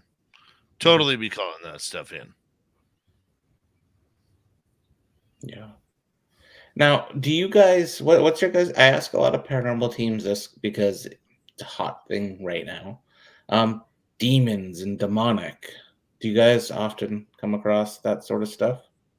Not really. We just go with wherever we're supposed to investigate and go with the stories of that. We don't switch it up saying it's demonic or anything like that unless the owners or whoever, you know, like if they tell us it's demonic, then it's demonic, but we won't be like, oh, it's demonic or anything like that. Like, no, if you watch a lot of our videos, we hardly ever use anything demonic or devil or anything like that. Like, we just go with whatever we're being told or whatever story is behind that location. Yeah, because a lot of locations that we've been to, it's not demonic. It's not a demon. It's, you know, it's actual people that died and maybe, you know, they're there, or entities or spirits, but we never automatically say this is demonic, this is the devil.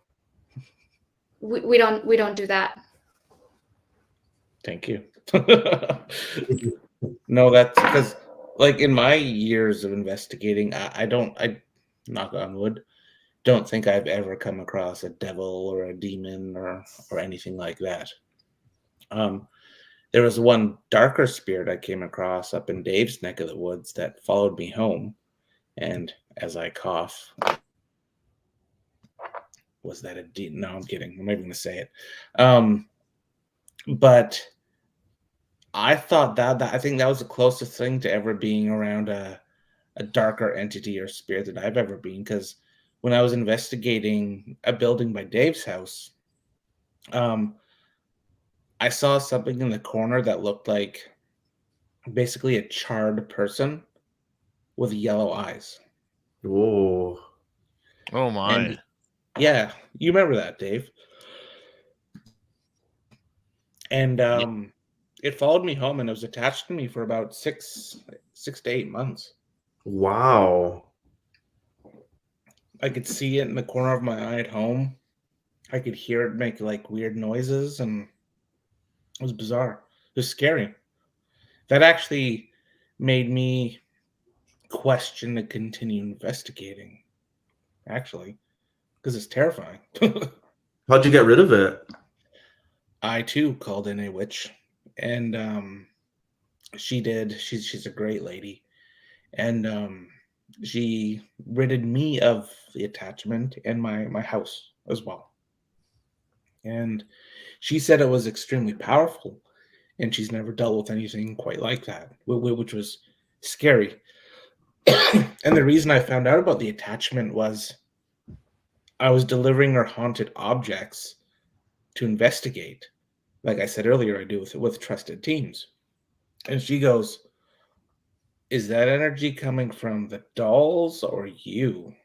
And I'm like, "The dolls. Let's go with the dolls."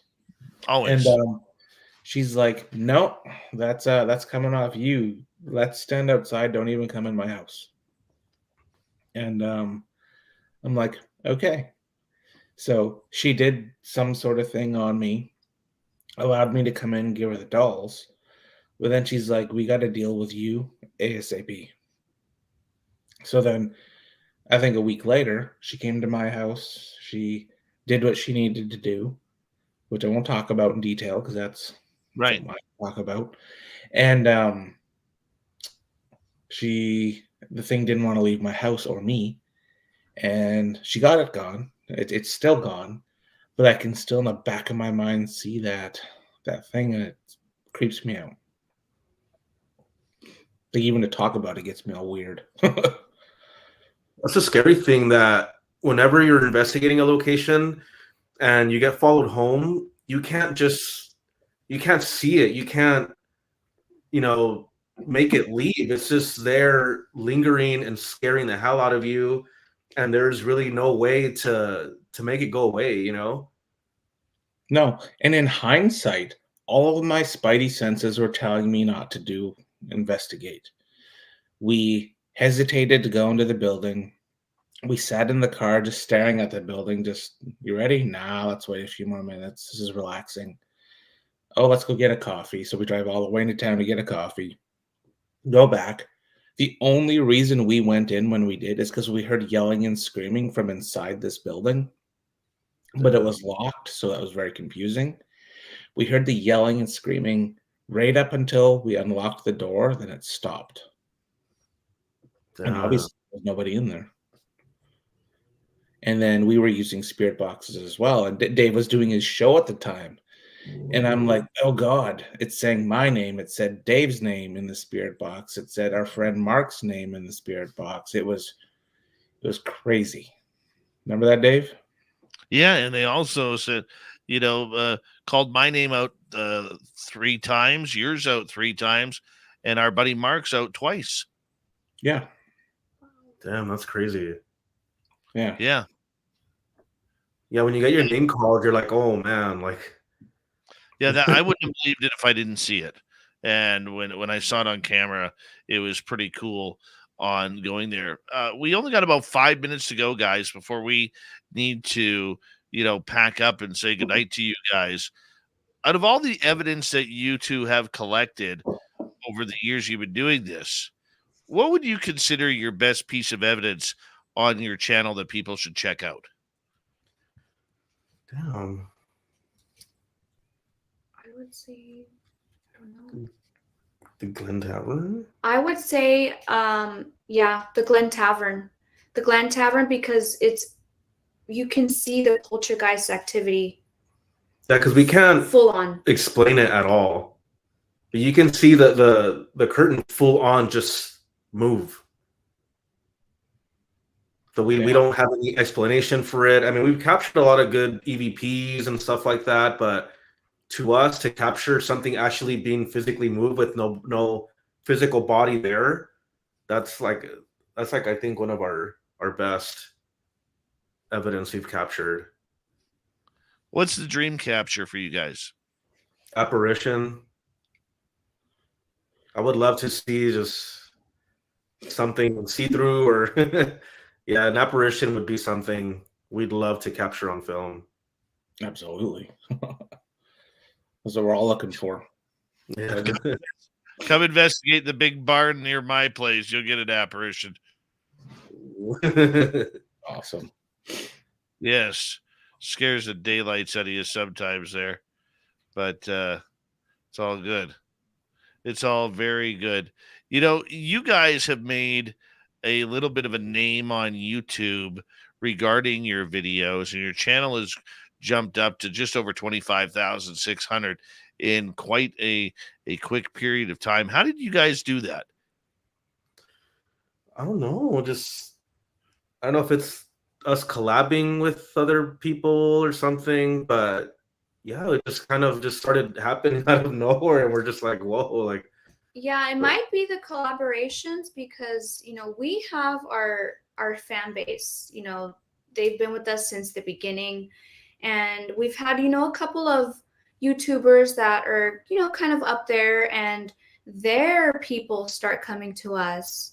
So I feel like just collaborating with people that you vibe with really will help your channel grow. Yeah, that sounds great. Do you do any secrets behind the scenes of the channel? Secrets? Yeah, like special taglines, special keywords, or anything like that? No. Everything is just straight up raw. Everything we do. I appreciate you're it. That's good. Yeah, you're one of the lucky ones then, with the rest of us trying to battle YouTube on a nightly basis. And, you know, but hey, that's where we are. That's where we are. Okay, quickly here, Jasmine, one location you want to experience before you become a ghost yourself. Dracula's Castle, Transylvania. Very nice. And why there? I love the Dracula story. And it looks How about cool. you? How about you, Victor? Since you brought up Disneyland, I'd probably say the Haunted Mansion at Disneyland. Apparently, there are like 4 or 5 ghosts, real ghosts in there that participate in the tour. Is one of them the little kid that people There's a- see like on the doom buggies? There's a little kid. There's, you know, when you're riding in the cart and the ghost is between you. There's Yeah. apparently one ghost that will continue on with you. There's one when you first enter and you go into the room where you don't know if you're dropping or moving up higher in the room because the wallpaper is moving. There's one in there that's been seen as an usher. Ooh. Oh, wow. Yeah, there's a number of ghosts in there, according to the Disneyland legends, but it's pretty awesome. It is that time for us to start wrapping things up here. Merle, thank you for a wonderful show once again and introducing us to Barrier Beyond, Victoria and Jasmine. Vic, if you don't mind telling us where people can find your channel and your videos. On YouTube, it's Barrier Beyond Official. That's the Instagram, actually. But we have the link there. You can find us on Instagram, Barrier_Beyond_Official. And we have all the links there that will take you guys to our YouTube channel. Love it. And we want everybody to make sure, from our team, if you're listening in, make sure you hit subscribe. You have no idea the importance of hitting subscribe and watching a few videos, what that could do for a channel. of our stature. If you like what we do, that's how we continue it. So thank you so much, guys, for another successful kickoff.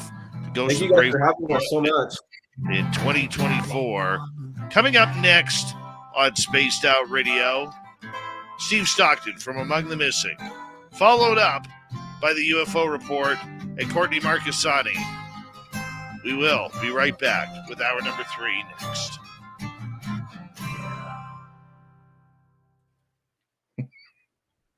All right, guys, thank you so much. Well, thank you guys so much for having us. We really appreciate it. Thank you. Thanks This for was coming on, awesome. guys.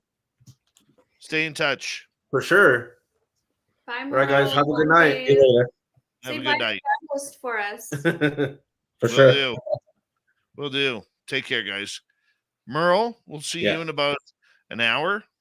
Okay. Give me a call. Just make sure I'm I on. will. How do you like Merle Donna? That was good. You like that one? Loved it. I thought you would. Strong Okay, guess. I'll call you as soon as I'm done here, okay? Sounds good. All right. Talk soon, guy. Merle Donna, everybody. We'll see him next month. I'll be right back.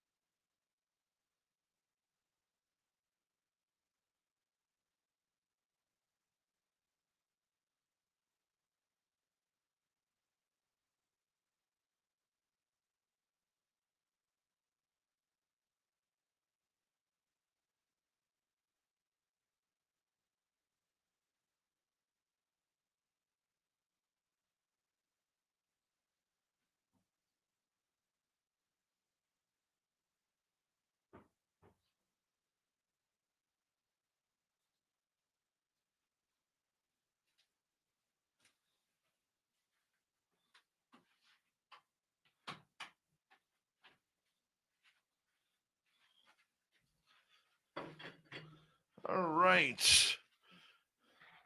Courtney's got her hair tied back tonight. You know, she is serious about tonight's UFO report.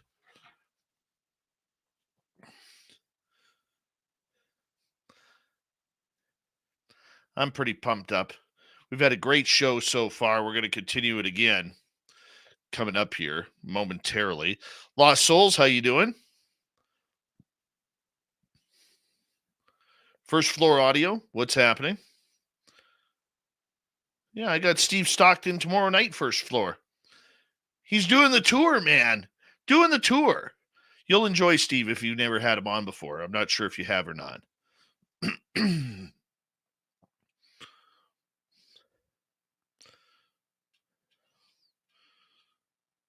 I'm doing good. Doing good. Thank you to David S. for our lone super chat tonight. We didn't get shut out.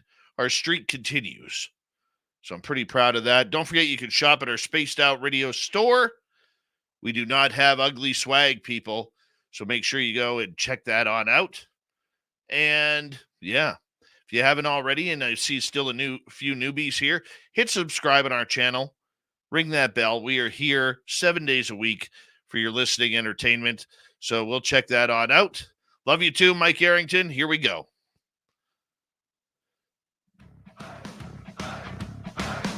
Would you like to connect with us? Head to spacedoutradio.com for all your latest show info. Now, back to Dave Scott and SOR. Third and final hour of Spaced Out Radio is underway. My name is Dave Scott. Thank you so much for taking the time to join us. We really do appreciate earning your listening ears wherever you are on this beautiful planet we call Earth. Hello to everyone listening in on our terrestrial affiliates around North America, digitally on Odyssey Radio, TalkStream Live, and KPNL. All of our archives are free. You can join us at youtube.com/Spaced Out Radio. Do me the favor, hit that subscribe button. The Desert Clam has set the password for tonight in the SOR Space Travelers Club. What do you got for us, Clam? Knack-it. Knack-it is your password. Use it wisely, Space Travelers, as the Clam sets the password each and every night right here on Spaced Out Radio. Our website, spacedoutradio.com. We have a plethora of features for you. Rock out to Bumblefoot, read the news wire, check out our swag as well. Follow us on Twitter at Spaced Out Radio, Instagram at Spaced Out Radio Show, and on Patreon in the SOR Space Travelers Club. It is that time of the night where we say hello to Courtney, or make that Steve Stockton from Among the Missing and another creepy story. Hello, friends. Welcome to Among the Missing YouTube channel on Spaced Out Radio. I'm Steve Stockton, and I'm about to take you on an unbelievable journey of people just like you. Their stories and encounters will haunt us on Among the Missing.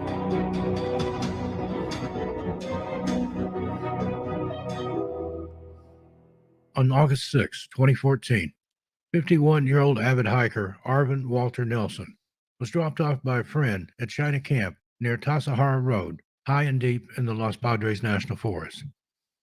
Arvin had lived in the Big Sur area for years and was familiar with the surrounding wilderness areas. He was possibly en route to Pine Valley, Pine Falls, or the Black Cone Trail. Arvin was supposed to finish his hike at Big Sur Station from Sykes and the Pine Ridge Trail and contact his friends on August 14. When Arvin failed to arrive at the Big Sur Station on August 14 as expected, a massive search and rescue operation was initiated on August 16. The Monterey County Sheriff's Department, in cooperation with the National Guard, U.S. Forest Service, California Highway Patrol, and the Coast Guard, scoured the area with helicopters, dogs, and ground crews. Despite their best efforts, the search and rescue operation was unsuccessful in finding Arvin. Sadly, authorities were forced to call off the search for Arvin on August 25. Commander John Thornburg of the Monterey County Sheriff's Office said, quote, "The reason the search has been going on as long as it has is he's an experienced hiker. He took equipment with him, and he planned to be gone for a long time," end quote. Commander Thornburg also said Arvin may have gotten lost or injured, and he may have been waiting for search teams to find him. He had food, water, and equipment for an extended stay in the wilderness, but he was hiking in a large wilderness area with dense vegetation cover. The last people to see Arvin may have been Jack English, who lived for 13 years in an isolated cabin in the Ventana wilderness, and his son, Dennis, according to Stan Russell. Russell said Dennis and Jack had gone out to visit their cabin in Pine Valley on August 6th. A couple hours after they arrived, Dennis was sitting inside the cabin playing guitar with his father, Jack English. He heard a voice outside asking to approach the cabin. It was Arvin, who had heard the guitar playing and came up and introduced himself. Dennis welcomed him in and befriended Arvin. They hung out, played music, and hiked around Pine Valley for a couple of days. Dennis and Jack were picked up by helicopter on the 8th, leaving Pine Valley. Arvin saw them off. He told Dennis he was going to be staying through Saturday the 9th and then hiking the 11 miles to Sykes on Sunday morning, the 10th.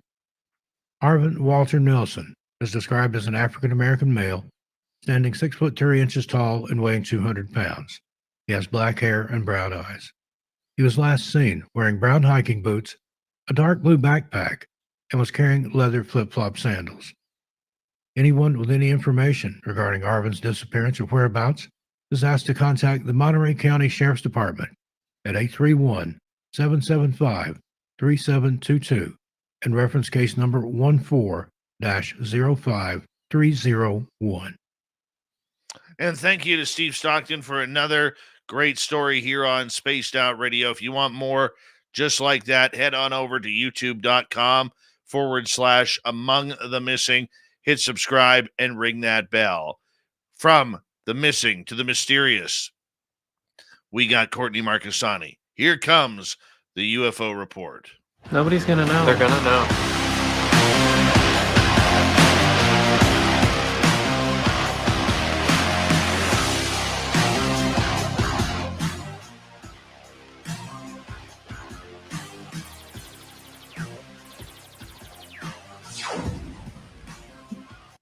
Courtney Marcassani, you're looking serious tonight. You got your hair pulled back, your spectacles on. I mean, man, you must be ready for some UFO talk here. Yeah, I mean, from the news today, it's going to be quite the rundown. So I don't know what you want to talk about first, but you can be the lead off. Well, I'm going to talk about something important to me right off the bat here because, you know, this is my show and I'm going to be selfish here for about a minute, if you don't mind. I would love to say happy birthday to my beautiful daughter. She turned 25 today. And to this day, January 17, 1999, is the greatest day of my life. That's when I became a father. And getting to hold my baby girl for the first time, it changed me. And it immediately made me a man and understand responsibility. And my daughter recently graduated from college, and she is now going to be a care aide helping seniors, which she decided on her career after my mother went into a nursing home near the end of her life. And she wants to help other seniors make sure that they're never alone and that they always have a friend with them. And I'm just so damn proud of my daughter as she turns 25 and embarks on her brand new career. I'm having a proud dad moment, and it almost brings tears to my eyes because my daughter has, you know, yes, I love my son and I talk about my son all the time, but my daughter is my world. And she's known that she's had daddy wrapped around her finger since the minute she was born. And I'll tell you a funny story about that, Courtney, because I know you're a parent too. When my daughter was born, she was 5 pounds, 13 ounces. She was 6 weeks early. And they had her under this heating rack because she had a little bit of fluid in her lungs. And I'm standing over top just staring at her with this blank stare. And this wonderful nurse says to me, she goes, "First time, Dad?" And I went, "Yeah." And she goes, "You know you're allowed to touch her. She's not going to break." And so I took my pointer finger on my right hand and I touched the top of her hand, just like this, and that was the first time I touched my daughter. Was I didn't know. I didn't know what to do. Could I hold her? Am I allowed to hold her? She's so tiny. What do I do? So that was 25 years ago today. And I've never been more proud of her as I am today as a father. So happy birthday to my baby girl. Happy, happy, happy birthday. Birthdays are a big thing. We love celebrating them in our family. We always have. And how about the nurse? It's okay to touch her. It's a classic nurse thing, like Oh, they're so hardened, but yet they have to be delicate around those little babes. So I think that's a classic oh, nurse thing. Are you guys going to do anything special to celebrate the big day and the well, graduation and everything? my daughter lives 4 hours away from me. So, and she's got a wonderful partner who he takes extremely good care of her. He treats her like she walks on water. And, as a father, you always want your daughter to have that man in her life that treats her the way you'd want her to be treated. And that's her partner. And I couldn't be more proud of both of them. There's a lot of love in between there. And so I called her up today. I sung her happy birthday. She was all excited to hear from Dad. And I said, "What are you doing for dinner?" And she's like, "Well, we're kind of snowed in, so we're because that area got like over 2 feet of snow in less than 24 hours." She goes, "So we'll probably order something in." I said, "Well, I hope you don't mind, but dear old Dad's going to buy you dinner tonight." So I shipped Oh, her off. that's so sweet. I shipped her off some money via e-transfer and said, "Here." Nice. I said, "Make sure it's a nice dinner." I said, "Go pig out, have a beautiful dinner on Dad tonight." And she's like, "Really?" And I'm like, "Yeah." And she goes, "Oh, thanks, Dad." She goes, "I love you so much." And I'm like, "I love you too, dear." And so it was just a cool moment there. Cool moment. Good call. Good call on the free dinner, Papa San. I like that idea. That's nice. It's a total parent thing. It's good. And I know they appreciate it. They'll enjoy. Oh yeah. Oh yeah. So anyways, that is my happiness of today. So I'm Good. pretty Good. I'm so happy there's positivity, yeah, joy. it's awesome. It's awesome. Yes, it is. My Yes, it is. and then I get to do it next month again because my stepdaughter will turn 21. And then in June, my little guy will be 11. It's like, where does time go? Do you remember the days, Courtney, like before you became a parent and how slow time went? And then all of a sudden you become a parent and the clock just speeds up faster and faster every year. It bugs the hell out of me about life. That's the one thing I hate about life. Yeah, it's insane the way the time flies. I was just telling a funny story today. I took my two boys to the dentist and they're like, "Can we go to breakfast after?" So it was early enough. So I took them to breakfast after. And, we're sitting there. And my one son, being very thoughtful, is picking up all the dishes on the table for the server. And my other son, like, "What are you doing?" He's like, "Well, I'm trying to help her out, and, give her a helping hand." And I was like, "That's really sweet." And it flashed me back to when I used to live in Missoula and we used to have these late night, after the bars close or whatever, we'd go out and have breakfast, And I did that one time where I was picking up dishes on the table for the server because, I put myself through college, waitressing and bartending. And anyway, this guy who was a friend of ours, he was, a trustafarian is what we called him. He was from California and he had a trust fund. And he said, "Courtney, don't do that. Don't pick up the dishes for her." And I was like, "Dude, I'm just trying to help her out." He's like, "That's what they get paid for." I was like, "Yeah." Now in Montana at that time in the 90s, wait staff got paid like $2 an hour. And so they were working on tips mostly. And so anyway, I think that it says a lot about, the kind of dad you are, you're about your daughter and the meal and that she's with somebody nice. And here I am sitting with my kids today thinking about this time long before they were born. And here my son is picking up on my behaviors and I'm thinking, hey, that's all right. That's cool. He's a cool kid for helping out the waitress. That's nice. That is awesome. It's a good Well taught. quality. Yeah, the other one was like, "What are you doing?" He's like, I'm giving her a helping hand. I was like, oh man, that's cool. Well taught. Well taught. I'll give you a few claps for that. I'll give you a Well, few. yeah. I mean, I'm trying to teach them something, some skills. No, you So they can should. pick up after themselves a little bit. Not their rooms, but I did see some positive signs today when I took them to breakfast at IHOP. Perfect. Perfect. All right. Well, let's get to some UFOs here because there is a little bit of news and some griping going on in the UFO field. So today's going to be about drama in the UFO world, but what else is new, right, Courtney? I mean, Oh gee yeah. whiz. I'm gonna be a sourpuss tonight. I'm just giving you forewarning. Oh, you go. I'm You not in the best of moods after reading everything today. Well, our good friend Christopher Sharp from the liberationtimes.com, he was talking about Jeremy Corbell, Right. the movie director, and the U.S. government and defense contractors hold multiple undamaged non-human craft. What did you think about this? There's no evidence. Jeremy Corbell comes out and makes this huge statement. And I read the whole article twice, as a matter of fact, and I didn't see any support for it. Did you? Not really.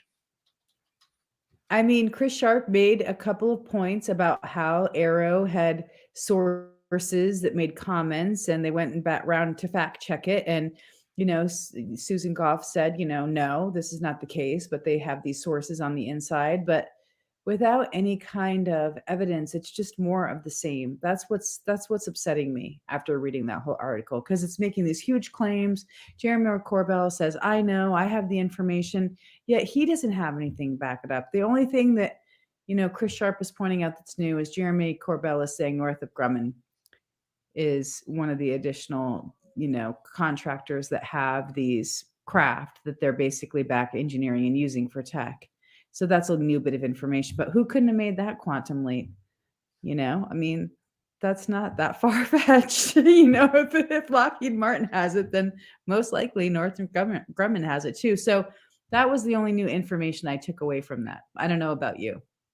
Well, I mean, that really news though that Northrop Grumman could have some sort of unidentified craft in their position. I mean, the way I look at it is they're all sharing these craft, whether it's Lockheed Skunk Works, Northrop Grumman, Raytheon, Boeing, and many others who are in that military industrial complex. I mean, this is the next generation of technology, and we don't know how far they've got with it at the beginning. We don't know how far they've gone with it since. But I want to ask you a question, and this may be a little bit controversial, okay? And I'm not trying to start any wars here or anything like that. But Jeremy Corbell has been all over the internet once again with this new uh, uh, octopus type of video or whatever the hell they're calling it, jellyfish video. He's been in, hyped up many times before for other UFOs that he has videos that he has released. I'm just going to ask you point blank because of the controversies around Jeremy Corbell, and he doesn't care. He's a strong enough person where he really doesn't care what the UFO community thinks of him or his sources or the backlash that he gets every time he opens his mouth on TV or wherever. But is he good for ufology? He is certainly controversial for ufology. I think that he, came up from the ranks doing his. I did notice, by the way, just an aside, it said investigative journalist. You pointed that out to me, and I might not have noticed that, but I saw that in the Liberation's Time article that's how he was identified, investigative journalist and filmmaker, I think is what it read. And that stood out to me because that's the big criticism, is that he was, kind of a do-it-yourself grassroots guy who took on a couple of projects. I think he did Patient 17, Yeah, right? that was his first video. Yeah, I saw Patient 17. I think I really was looking forward to the John Lear movie coming out. That never got produced for whatever reason. But there was another one in there that really, it was the Bob Lazar movie that really made him famous. And so, the thing about the investigative journalism thing is you need to find facts, right? And so I think the big thing that was his claim to fame was that he found Bob Lazar in the phone book from Area 51 from back in the day. And so that was really eye-opening for a lot of people because there was no substantial evidence that Lazar had worked there. He said he did. So that was one of the things that I think was good for ufology, that he got some facts. I don't know where he got them from or who led him to the phone book or how that happened, or if it was his own due diligence. And if it was, good on him. But now you see this long train of, influence. He would be considered kind of like a thought leader right now in the UFO community. And so I think people need to ask themselves, is Jeremy Corbell represent my, interests as a thought leader? So I don't know. For me personally, no. I would have to say no. I've seen his work.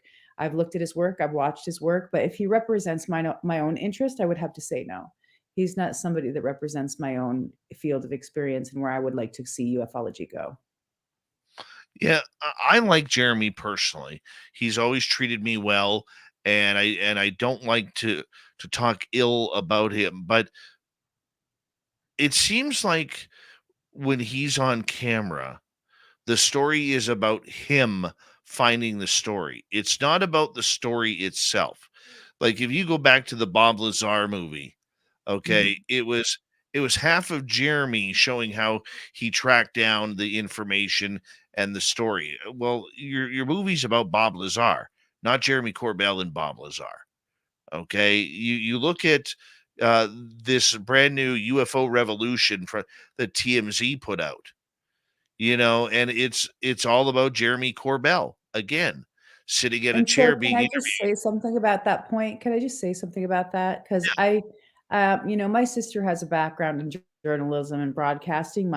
Many people might not know that, but she's a very popular radio show host outside of Washington, D.C. And her Arbitron numbers are the highest behind, I think, like Howard Stern in her demographic. Okay. She went to school for it. She's in the field doing it. She's got a long time reputation. One of the things that she's taught me just through her influence and watching her for so many years be so successful in broadcasting is that you really make the story about what you're covering. It's not about you. You would tend to fade off, right? You fade away in the background. You fade away in the distance, and it's really about your story or your person or whatever, and you want to show both sides. I mean, that's a pretty simplistic thing, but from what you're saying, and your point, this is more about Jeremy rather than his subject matter. And so I think that tells you a lot, right, about the filmmaker. Yeah, and that's the big thing for me is that, he just seems to try and make the story about him. I don't know if he is doing that on purpose or not. I hope he's not. Okay, but on the flip side, he's now self-titled as an investigative journalist. Okay, and it just seems like it's about, this story is about him, in his context. And yet the videos he is putting out, almost every one that he has put out seems to be controversial at points, to the point where even the jellyfish video where they said he's been sitting on it, him and George Knapp have been sitting on it for over 3 years. When Jeremy's other videos came out, the Pentagon was actually quite quick to say, yeah, that's one of ours. They never confirmed whether it was UFO or not, or UAP, but this one, they're not touching with a 10-foot pole. Everybody's been silent on the jellyfish video and the chandelier one, that pictures that seem to be coming out too. That makes me think of Sia and her song, I Want to Hang from the Chandelier. I don't know anything about the chandelier. I need to go look at it. But, I think we're going into dangerous times for one. I know that he's obviously influencing people on the Hill. I don't know how many, but he was at the hearing. I watched him walk in with an entourage of media people taking photos of him. Let's continue on with Jeremy Corbell on the UFO Report. Courtney Marcassani is our special guest and insider and everything. And we're going to get into some controversial topics as well coming up here on Spaced Out Radio. The UFO report continues right after this. Stay tuned.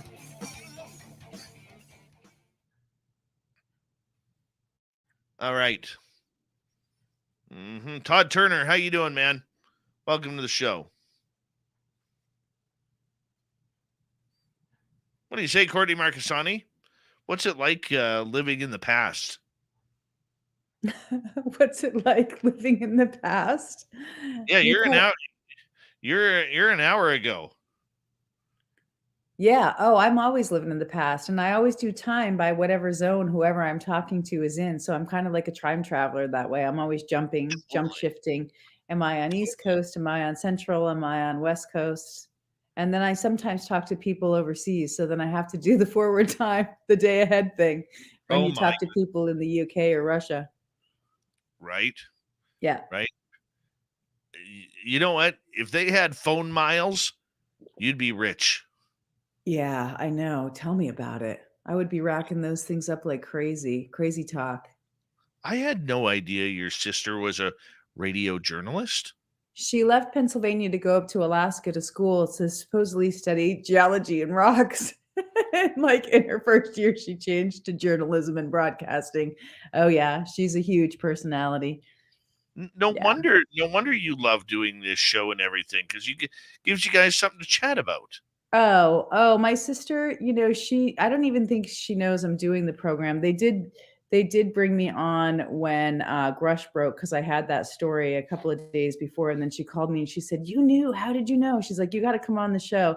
So they don't bring me on the show very often, but they have with this issue because they don't know much about it, and so they had to learn, a little bit. So I actually shared a lot of information with them, and it was fun going on the show. And so, like I said, they're outside of DC, so they have a huge military audience, and Right. yeah, they listen to them. They get huge numbers out of DC. That is awesome. Yeah. That is very awesome. Love it. And I loved how you described true journalism, that it's still out there on not making yourself the story. And I mean, that was the first thing I was taught in broadcasting school, is you're there to tell the story. You're not there to be a part of the story. Now, sometimes it happens. Let's say you're covering a protest and the police go in with pepper spray and you get pepper sprayed. Well, that makes you part of the story, But I mean, for the most time, or if you make a connection, right, with somebody, and then your relationship between you and, like, one of my favorite movies is the one with Robert Redford and Dustin Hoffman, All the President's Men. And that's all about the reporter's relationship with their source, right? It's one of the best movies I feel of all time. They're meeting in the garage in the dark. So that story is about them and they're reporting, but somebody else is telling it. And so, it's the perspective. And when you get too close like that, and you're the primary person in the story, I think the audience tends to notice that. Like you've pointed it out. It becomes a little bit annoying to have to see the reporter being the big part of the story, where that's not where the emphasis should be focused on. People want to know about the UFOs and the UFO personalities in the game. Right? Yeah. I love it. I love it. I love the way she described that, and the way you described that. It's perfect. It's perfect. So you got to drift away. If it's opinion thing, and if it's at a talk show and you give your opinion like we are, that's different. That's a little different. Then Dave can come to the front and center a little bit more, because you've got good opinions about things and you have experience and you've seen enough things blow up over time that you can smell when it's going to. And I think that's what you're picking up maybe with Jeremy Corbell. Maybe he's flying a little too close to the sun. Oh. Icarus, man, he got burned bad. Well, we'll continue the conversation when we get back. Yeah, we will. Yeah, there is a lot to talk about. There is a lot to discuss. Yeah. Big thank you to Major Lee and David S. for the super chats tonight. Very much appreciate the love and support. I'm going to just tell you, Steve Stockton is on the show tomorrow night from Among the Missing. We'll have some fun with Steve.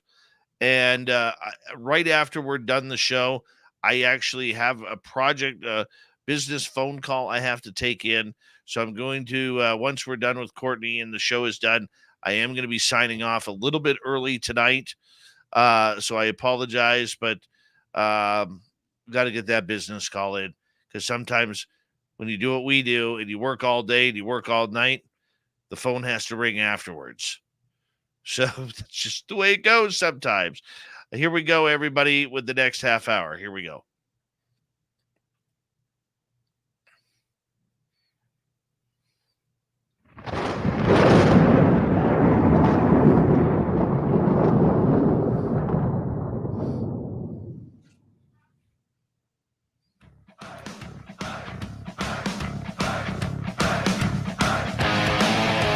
Here we go with the final half hour of the UFO Report and Spaced Out Radio tonight. Good to have you with us. My name is Dave Scott. Very much appreciate earning your listening ears. Reminder to all of you that if you missed most of this show or others, always check out our free archives at youtube.com/Spaced Out Radio. Do old Davey the favor, hit that subscribe button. Our website, spacedoutradio.com. We have a plethora of features for you. Rock out to Bumblefoot, read the news wire, check out our swag as well. Follow us on Twitter at Spaced Out Radio, Instagram at Spaced Out Radio Show, and on Patreon in the Space Travelers Club. Here we go with Courtney. And right before the break, Courtney Marcassani, we were talking about Jeremy Corbell and whether or not his enthusiasm for the UFO field is good or bad for the attention that it brings. Now, the one thing I will give Jeremy credit for is I believe, he has become a very popular face, a trendy hipster type of good-looking guy who could, yes, he has a nice beard. I will compliment him. Okay. He needs a little bit more beard oil, though. I will say that. But seriously, I think that he is a guy who, the common person can attach himself to with this. He's not a suit-wearing guy. He looks very blue collar, and I'm sure he could order up a storm at a Starbucks, just the way he is. But I mean, on the flip side, the UFO community seems to cause him a lot of grief when it comes to what he says, as matter of factly as he does with his UFO videos that he puts out. Overall, where would you score Jeremy Corbell on a grading system for what he's doing for ufology? Well, look, there's no doubt about it. I just want to say this, preface what I'm about to say with something else. Nowhere else in any other field can you get into UFO research and rise up and become a thought leader. I mean, I really don't think there's any other field without a college degree, without having, long years of experience in a field, like teaching or other kinds of professions, to rise up and be a thought leader, you have to have all those, certifications and things. Whereas with UFO phenomenon and anomalous phenomenon, people get into these fields largely because they've been established as not credible, right? By most of society. And so somebody like Jeremy Corbell, who pays their dues and puts their time in, can become a rising star in the field of ufology and now UAPs. And so I will give him a ton of credit for how he has risen up through the field. But, investigative journalism is something all on its own that you do have to have a degree for. You do have to have the experience. You do have to work in the field and embed yourself. And so in a way, it's interesting to see that association that he's made for himself. A grading scale, I would say that because these videos are leaking to him, classified videos, military videos that are leaking to him, he scores pretty high. You have to give him that credibility because he's getting videos that nobody else is. Now, the contents of the videos, the quality of the videos, this latest one with the jellyfish was very debatable, but the other one in Iraq that he posted probably, I would say it had to be like 6 months ago, maybe a year now, that was definitely a UAP. And so I give him high marks for the fact that he's getting the information. Maybe that's why he's calling himself an investigative journalist. Maybe he has to hide behind that as a way to establish himself in order to have those videos coming to him in the first place. Maybe he's trying to protect himself. Because legally, if you're an investigator or you're a journalist, right, you can protect sources and methods legally and lawfully by saying, I have to protect this person's identity because I'm an investigative journalist. So maybe that's one of the reasons why that is being pressed into service and employed right now. Maybe it's a legal reason. Oh, very much could be. But I mean, I also think hanging out on a daily basis, working with George Knapp on their podcast, Weaponized, and working with George on stories from the Bob Lazar movie on forward, where their relationship really seemed to clamor onto each other.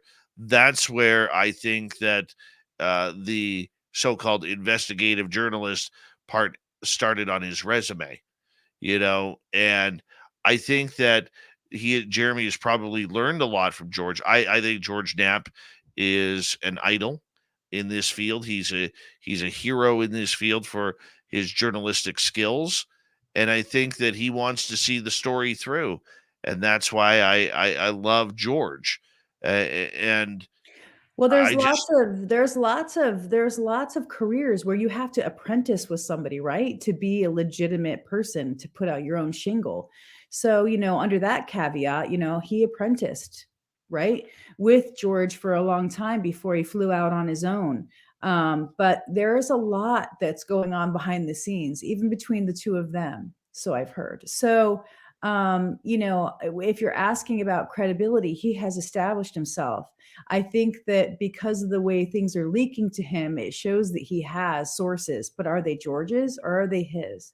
Was there a handoff between George and, Bigelow and Reed and that whole crowd, right? The older generation handing the baton off to him. You have to ask yourself those questions. He was at the hearing. He was in the front row with George. He's obviously giving information and advising people on the Hill. And so it's these things that I've heard criticism about. He should stick to doing his, guerrilla journalism thing. He shouldn't be trying to influence policy. Or I've heard people say, well, he doesn't speak for me. He's not, my representative. I don't want him being there on the Hill talking about these issues because he doesn't know how we all feel about everything. So there's been criticism, but I do think that he's getting some, if you would call this evidence. We don't know the chain of custody behind it. That would be nice. But, I think that he's definitely established himself as some type of UFO reporter at this stage. Yes. And I think we do have to, whether you love him or not, we have to continue to watch what he does, because obviously there are sources out there that are trusting him to get the word out. Right. And with his bombastic ways of doing things and commanding attention, whether you love the guy or not, you want somebody like that to get out the information. We may not like it in the UFO world, but the regular public, the mainstream media, they don't care. They just want the story out. And he's got some titans behind him. So it's going to be interesting to see his trajectory from here forward, because he went from basically like zero up now to, influencing policy, getting the videos, he's established his street credibility. So he must have something that these inside sources like about him, either the way he moves or the way he influences or the doors that open for him.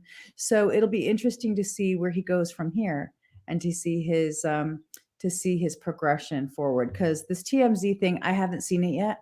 I'm going to watch it because you recommended me, to check it out.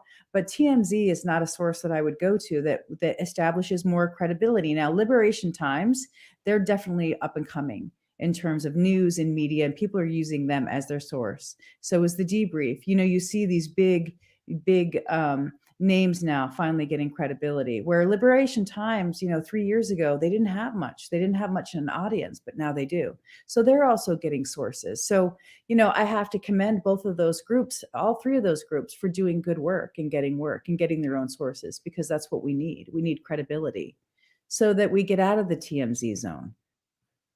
Absolutely. I agree with you. All right. Let's go over to Richard Dolan, longtime UFO researcher. Put this out on Twitter. Says 1947 marked the beginning of a two-class society, those with access to UFO knowledge and those without. This secrecy, like a drug, developed its own power and momentum. Almost 80 years later, we're still grappling with this divide. It's time for transparency, #disclosure. What's your thoughts on that? Well, I think that he's another long time, long-standing, more historical in his perspective, not necessarily journalism, but doing coverage over these issues. So he's also somebody to listen to. You know, he has a little bit of a different slant, and he's very much against like technocracy. That's his big thing, is technology and the warnings. And so just my own personal feeling, I felt like he was getting a little bit dark with that a couple years ago, where he was just really going down into the minutia about the technology and how damaging it is to society. So it's a little bit of a juxtaposition, because he wants to talk about UFO issues and move the ball forward, but he also doesn't want it. And so it's a bit of a conflict, a little bit of dissonance I find there in his coverage. But in terms of where he's at today, I think it's good that he's coming back in. It seems like he took a hiatus or something, or stepped into the background, like during the hearing. And, especially over the last year, he just wasn't one of the leading voices. What do you think? Well, I think Richard, for a number of years, has been, unfortunately, with his incredible research and history, since 2017, has kind of been pushed to the outside of ufology, like many others have. Grant Cameron, the late Jim Mars, Stanton Friedman. Once the TTSA kind of came in, all of these old school researchers really took a big shove to the outside of the circle, where they owned the inner circle. And all of a sudden, this new group comes out and is like, yeah, get out of our space. It's ours now. And that's where it's stuck since. And I think with Richard, I think that, as much as he's been trying to break back in, and he has his own sources that are doing that, there's a lot of people who hang on his credibility and his word of what's going on. And that's great for his following. I think it's fantastic for his following. I mean, that being said, though, I mean, should we, be surprised that he's reporting on something that we've always known about the UFO world? It's the haves versus the have-nots. Now, those may change. Right now, the haves are the political people, the Jeremy Corbells, those who have played the political game, whereas the have-nots are the experiencers, are the old school UFO information people that you would hear on Coast to Coast AM night after night after night. And then once the internet turned up hot and a life need, see them all over the internet, whether it's, people like Jim Goodall or Melinda Leslie or Lorian Fenton or Misha Johnson or many others of that ilk. So I think it's a moot point. It's a, well, duh type of point. And I don't mean that to be insultive to Richard, because he's a brilliant man, but he's very much stating the obvious. Well, he has done, once again, so much work and a body of work. And so often you see these intrepid researchers that have this huge body of work behind them that they can stand proud and say, I've done all this, this, and this. I've heard him say that he established the term breakaway civilization. And when I heard that for the first time, I thought to myself, really? I thought that was an interesting statement that he made, that he was the one that first talked about the breakaway civilizations. So I wondered about that, because that's a very novel approach of looking at something and having this whole other body of work go and take that breakaway civilization word and then establish a whole field of research around that, and the secret space program, and all the super soldiers and all that stemmed from that. So I thought that might have been one of his original thoughts. I wasn't sure. I'm still not sure if it was his original thought, breakaway civilization, or not. But I do think he can stand proudly around a lot of what he did historically.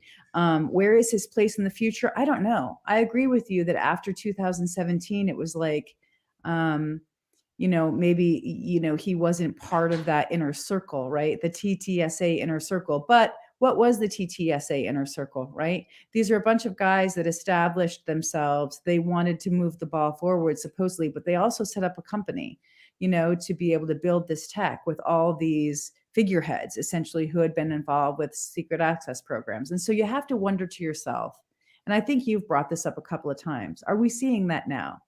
Are we seeing that now once again, where this cadre of people that are establishing themselves because they know the programs exist, they know how the money flows, and they want to carve something out for themselves moving forward? And maybe this is their last chance to do that and make money. It hasn't been a winner, it's been a loser. And so we have to look at these things that have already blown up and say, it hasn't worked so far. So what makes you think it's going to? So I think Richard Dolan will have a place, in this current atmosphere of what's going on, but I'm just not sure. It'll depend on who he aligns himself with going forward, who the power brokers are.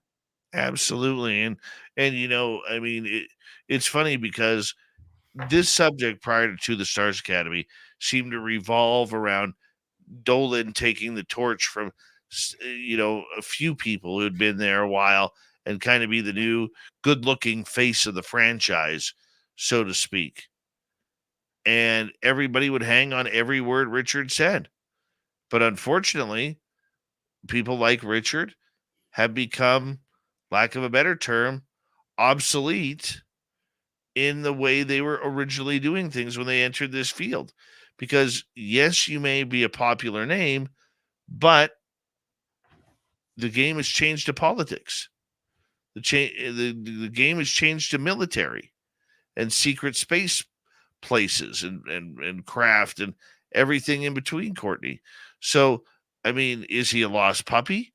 Because he's kind of like the anti Jeremy Corbell right now, even though Richard still would obviously like his authority and power back. Well, obviously, his Zodiac work is very relevant to what's going on right now. You got people doing interviews about Zodiac and what Zodiac was and who the players were involved. And he had a source, right, who he worked with and talked with about Zodiac. So he can't say who the source was, and he still doesn't. But he breaks down, how that, essentially probably Lockheed contractor, established this relationship with him and told him about the programs. And so he would, if I were him, I mean, I hate to give people, breakdown advice, but if he went and broke that down and broke that story now, that would be hugely relevant to what's happening. And how long ago was that? Like 15 years or something, when he established his connection with Greg Halifax, right? And there was 3 UFO magazines articles written about it, and it's been covered, and there was a lawyer involved, and there was a contracting company involved, and so that would be very highly relevant today, and only he could break it. So he, maybe he's positioning himself for that. Maybe he's looking around, in the playing field and saying, well, how would I want to do this and position myself? Because that would definitely make him relevant again. Now, if he protects his source and just aligns himself with other people, he'll probably just stand pat and remain the same. Because I definitely think that there's power grabs going on right now for media, entertainment, contracts, money, politics, the whole thing. So where he fits in that, I don't know. We'll see.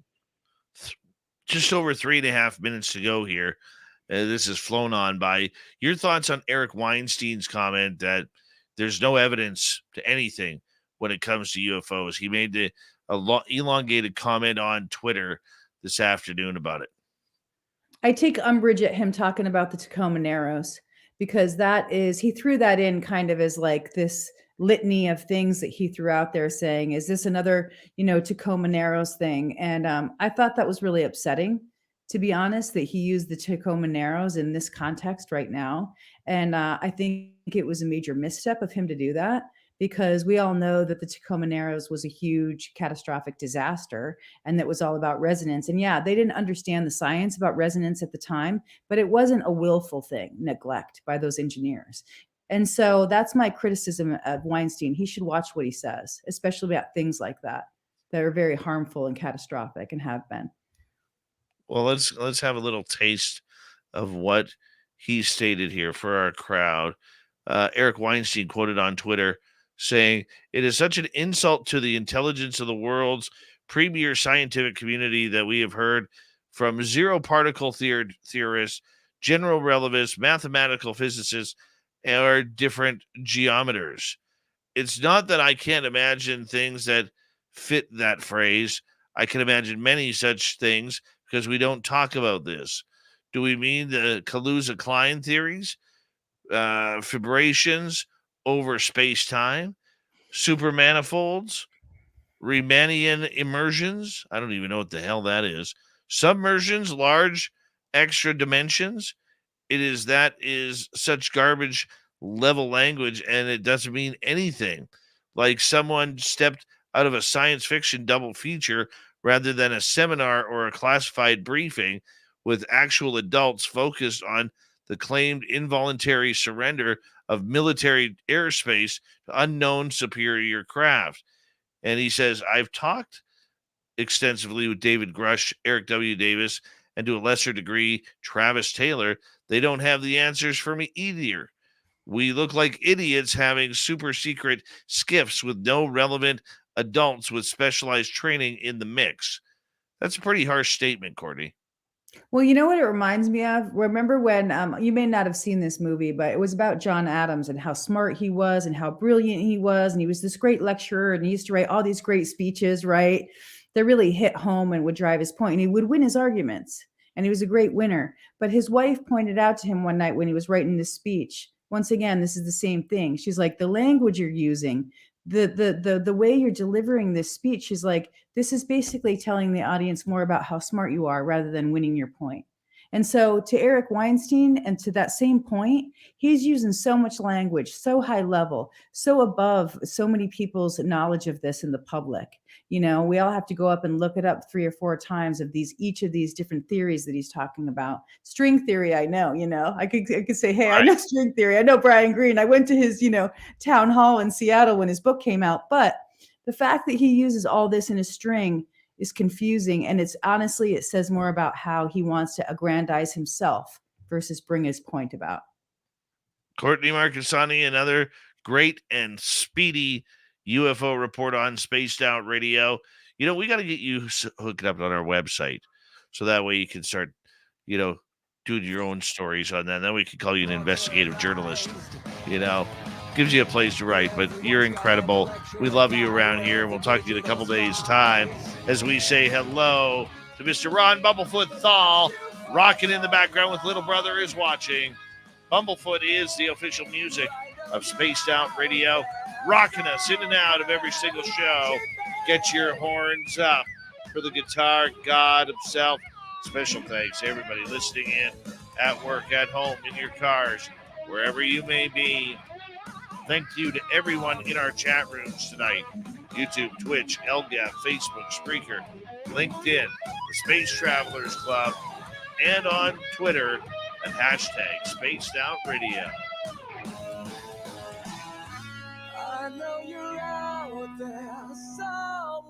Remember, this show is copyright by Spaced Out Radio and SOR Media Ventures Limited. Thank you so much for choosing to share your evening with us. Because together, my friends, we're watching. We own the night. Mr. Bumblefoot, we need a favor.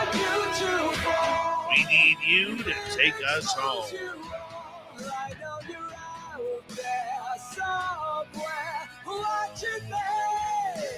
Yes, the Woo train has docked for the night.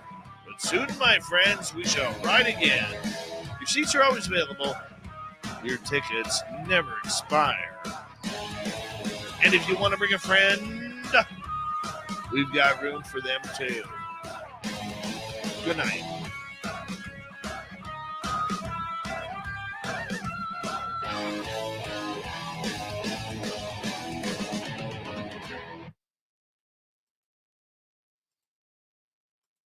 Good job, Courts. Hey, I know you got to go, man. I'll see you later. I'll give you a call tomorrow. Sounds good. All right. And to the rest of you on YouTube, hate to cut it short, but we have to tonight. Thank you to David, Debster, Major Lee, and Tim for the super chats. Love your support. Tomorrow night, Steve Stockton from Among the Missing. We'll see you then.